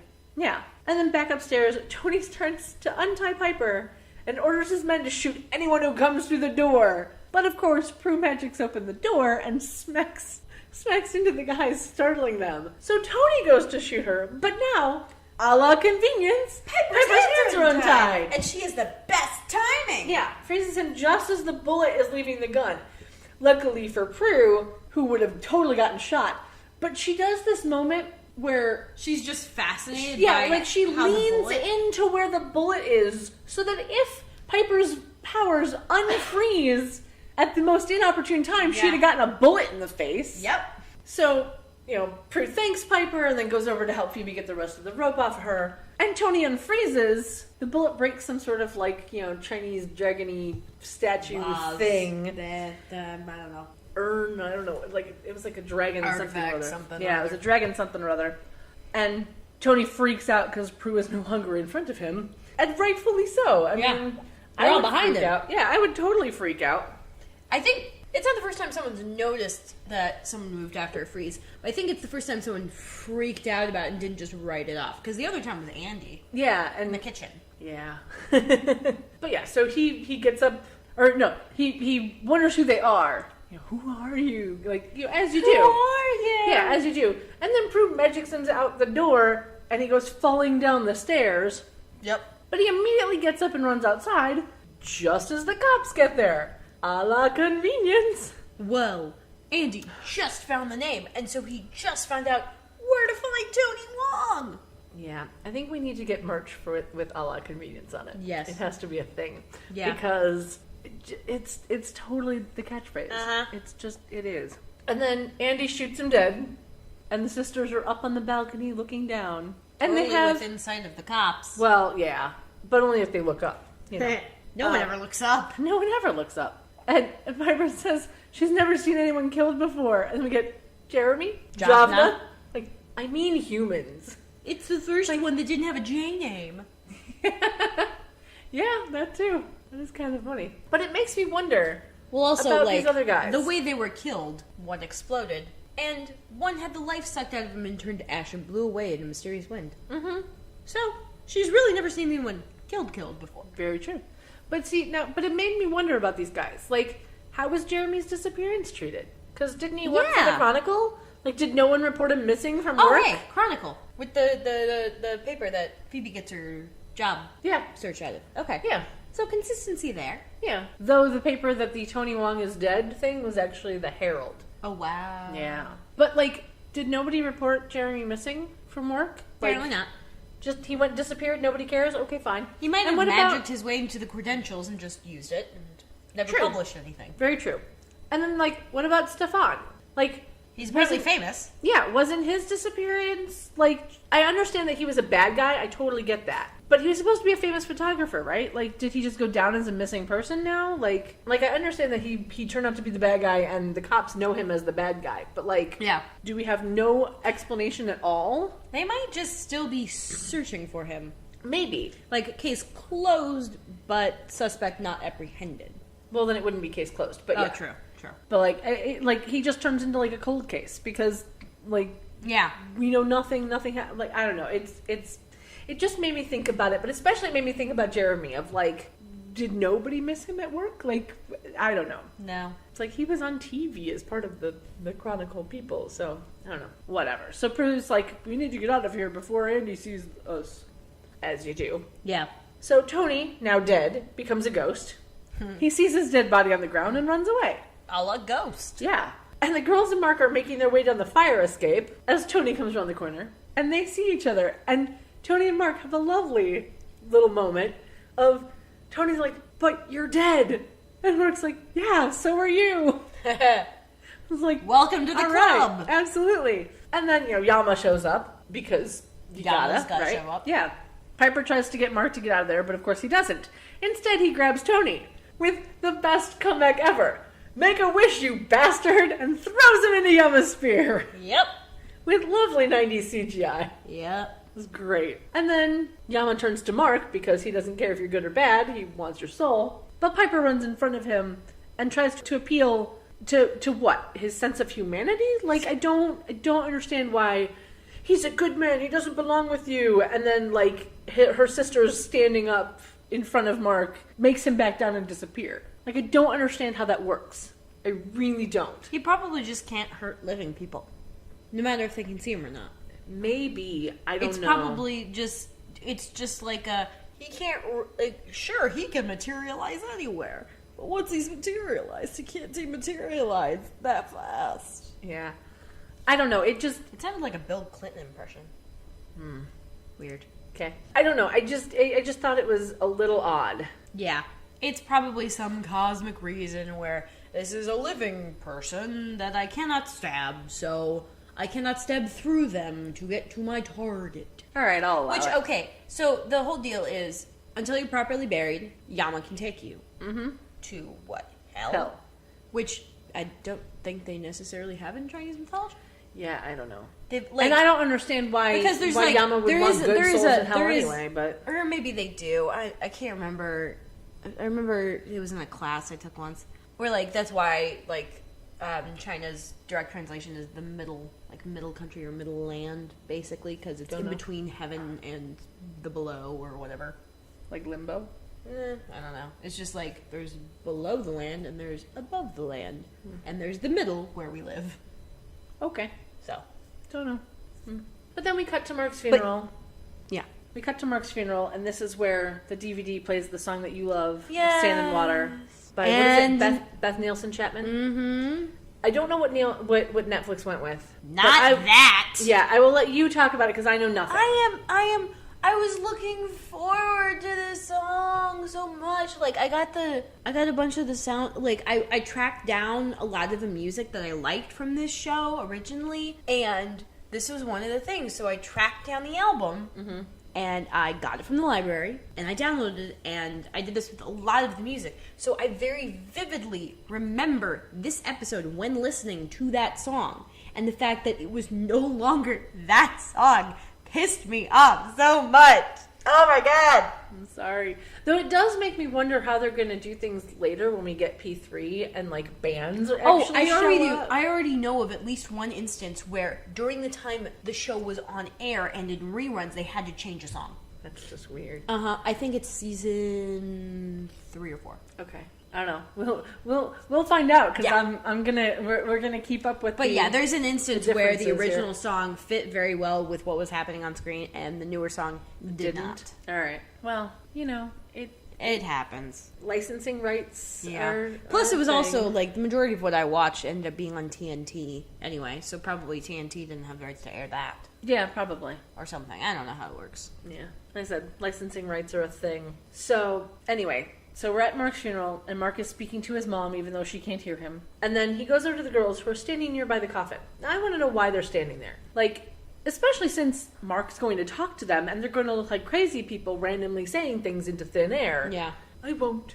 I know, me too. Like, you're talking to no one. There's nobody there. You're in the middle of a funeral. Why are you talking to yourself? Yeah.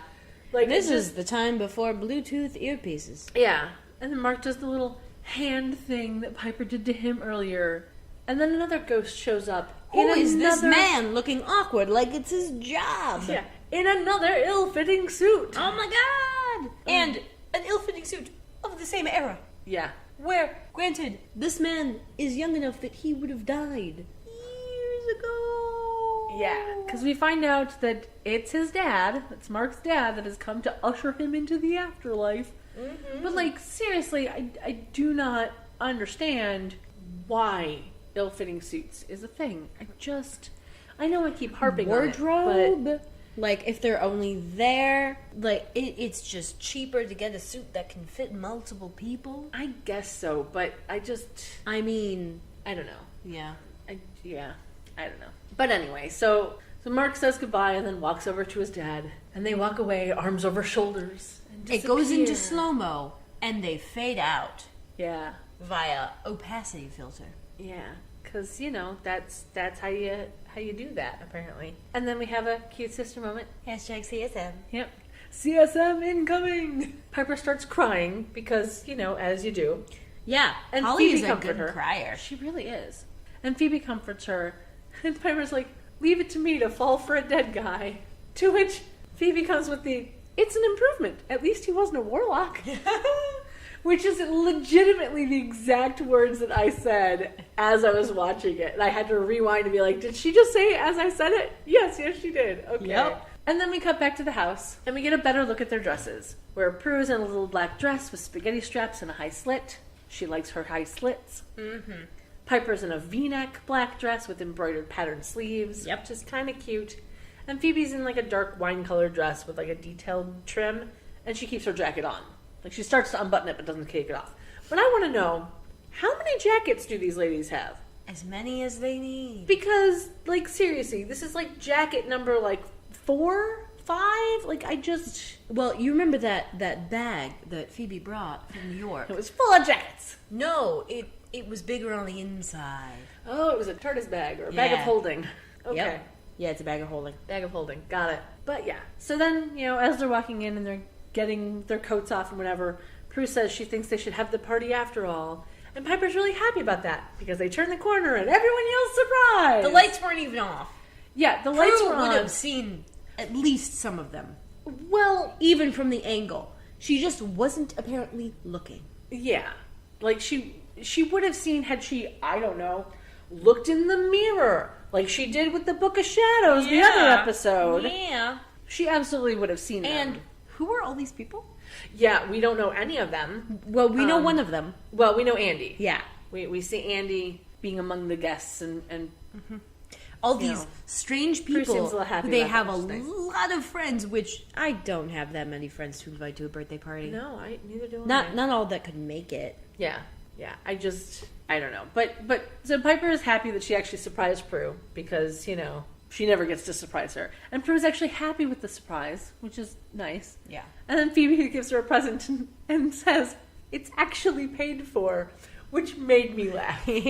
Like, as opposed to, I stole it for you, Yeah. But we don't see what that present is. I want to know what she actually Yeah. bought her. That she had to get a job as a hotel psychic. Yeah. To be able to buy something this present. Like, expensive what did you enough buy? that's vaguely travel mug sized. Yeah, because it was a small box. Yeah. Like, I want to know. But no, Was it a vibrator? I doubt it. It's about the right size, that box. Well, Especially if you're getting a nice one. Which would be expensive enough that Phoebe would have to get a job. maybe. But I doubt that she would buy a vibrator for her sister. Considering the comments she's made on Prue's love life before, I feel like this is just a step up No. where it would be kind of egging Prue on. Yeah, But I at the still same don't time, think like, so. I care about you. You should take care of yourself. And also, I know what your sex life is like. Yeah, I don't see her buying a vibrator for her sister. I totally see it. That seems totally like Phoebe's style. Like, maybe if she was getting married, she'd buy it as, like, a wedding present, like, as a joke. But I don't see her buying it as a birthday present. Though, that makes me think of a story of when my cousin was getting married. We went to her bridal shower, and I really badly wanted to, like, okay, so I knew that there were going to be a lot of, like, older people at the bridal shower because, you know, family members and whatever. And so I couldn't do what I wanted to do. So I wound up getting her, like, a night shirt thing that was supposed to be, like, a, you know, like it was like an overshirt thing for, like, because they were going on their honeymoon to some place where there was, you know, beaches and whatever. So it was like a cover-up for a swimsuit kind of thing. But what I wanted to do was get her a box, wrap a box that was empty, and tell her it was for her to wear on her honeymoon. And she totally would have laughed at it. Actually, She would have been totally embarrassed in front of family, so I didn't do it. It was a really conservative family, I would feel comfortable doing that as a joke and then have, like, another gift as a backup. Yeah. Be like, it's a gag, but, you know, your friend knows it's not really a gag. You mean it. Yeah. But, you know, for the sensitive ones in the room, you have an actual present. Yeah. Can you hear my air quotes, listeners? They're still going. Actual present. But then, you know, Andy's among the guests. Prue seems all happy about it, and that's where they end the episode. And I was really sad because we didn't get a Rice-A-Roni streetcar this episode. No. So it's probably because they spent a lot of time in Chinatown. But still, I was hoping. And there was good character development, especially with Prue and Phoebe. So my rating, I gave it a 7 out of 10. Gold sequin crop tops. Prue's cable knit sweater is not enough for me to make that the rating. I'm going to give it 8.5 out of 10 fish cash bowls. Nice. Yeah. Fish bowls full of cash. Yeah. All right. Stay. Gotta find which Good boy. which spell we're gonna have you read today. Oh, fuck. Let's see. This one's cringeworthy. Super cringeworthy. They always are. I know. Why did I agree to do this? Oh, man. Well, you only have so many. I only have so many, and some of them are not mine. Yeah, I'm not gonna have you read the ones that you didn't write yourself. Yeah. At least that I'm positive you didn't write yourself. FYI, So they're only... I have those novelizations upstairs. Wow. It's not all the ones I read, it's all the ones I bought. But there's like 4, at least, I think. I also have a few from Angel and one from Buffy. I have novelizations from Buffy. Yeah. Absolutely. But yeah, I'm not gonna make you read all of them because some of them aren't yours, and I'm okay with that. Yeah. But we're at least gonna go through the ones that we can. So there's not too many more. Yeah. We Okay. might get a full season out of it, but I don't think so. Oh man, I can't wait to be done with this. Okay, so this one is called To See One's Soul. That was an eye roll for those of you not keyed into the visual. Demons come in many of shape and size, so I'd like to alter the shape of mine eyes, that I may see into one's soul to protect the dearest ones I hold. Actually, you know what? I think if I read them all as Tim Gunn, I can stand through it. I like it. Okay. I like it a lot. So I guess this is going to be Tim Gunn reading spells I wrote as a 12-year-old. There you go. Because also, like, there were some, not typos, but, like, right-os. Yeah. You can see me scratching them out. Yeah. Well, I accidentally tried to write a D instead of an H at the end. hey, you know, it's a dold. I'm alright with it. Yep. And that is all. That is... It's just short enough. Oh, my God. They're all pretty short. They are pretty short. Yeah. Alright, so I think that's it for us this week. Yeah. So, you can email us at charmchats@gmail.com. You can find us on Facebook, Instagram, Tumblr, just about everywhere as Charm Chats. Snapchat. Yep, Snapchat. You can find us at Charmed Chats. And Twitter, you can find us at Charmed Chats Pod. Same on Tumblr. And yeah, and we also have a Tumblr with that as well. So, and you can find us on Patreon if you'd like to help us out. Because making a podcast is way more expensive than you'd ever think it could be. It really is. It really, really is. And we have fun, but it's still, like, rather not break the bank. Yeah. So we're not asking for a handout, but if you like what we do and you want to donate, all money that we get through Patreon goes right back into making this podcast better. So we would be eternally grateful. Mm-hmm. So yeah, on to next week. Right, Boo? You say goodbye? Nope. No boofs? All right. Bye. Bye. Phoebe, Piper, and Prue, we've got evil to slay and some potions to brew. So we'll see where it's at next week with Ken.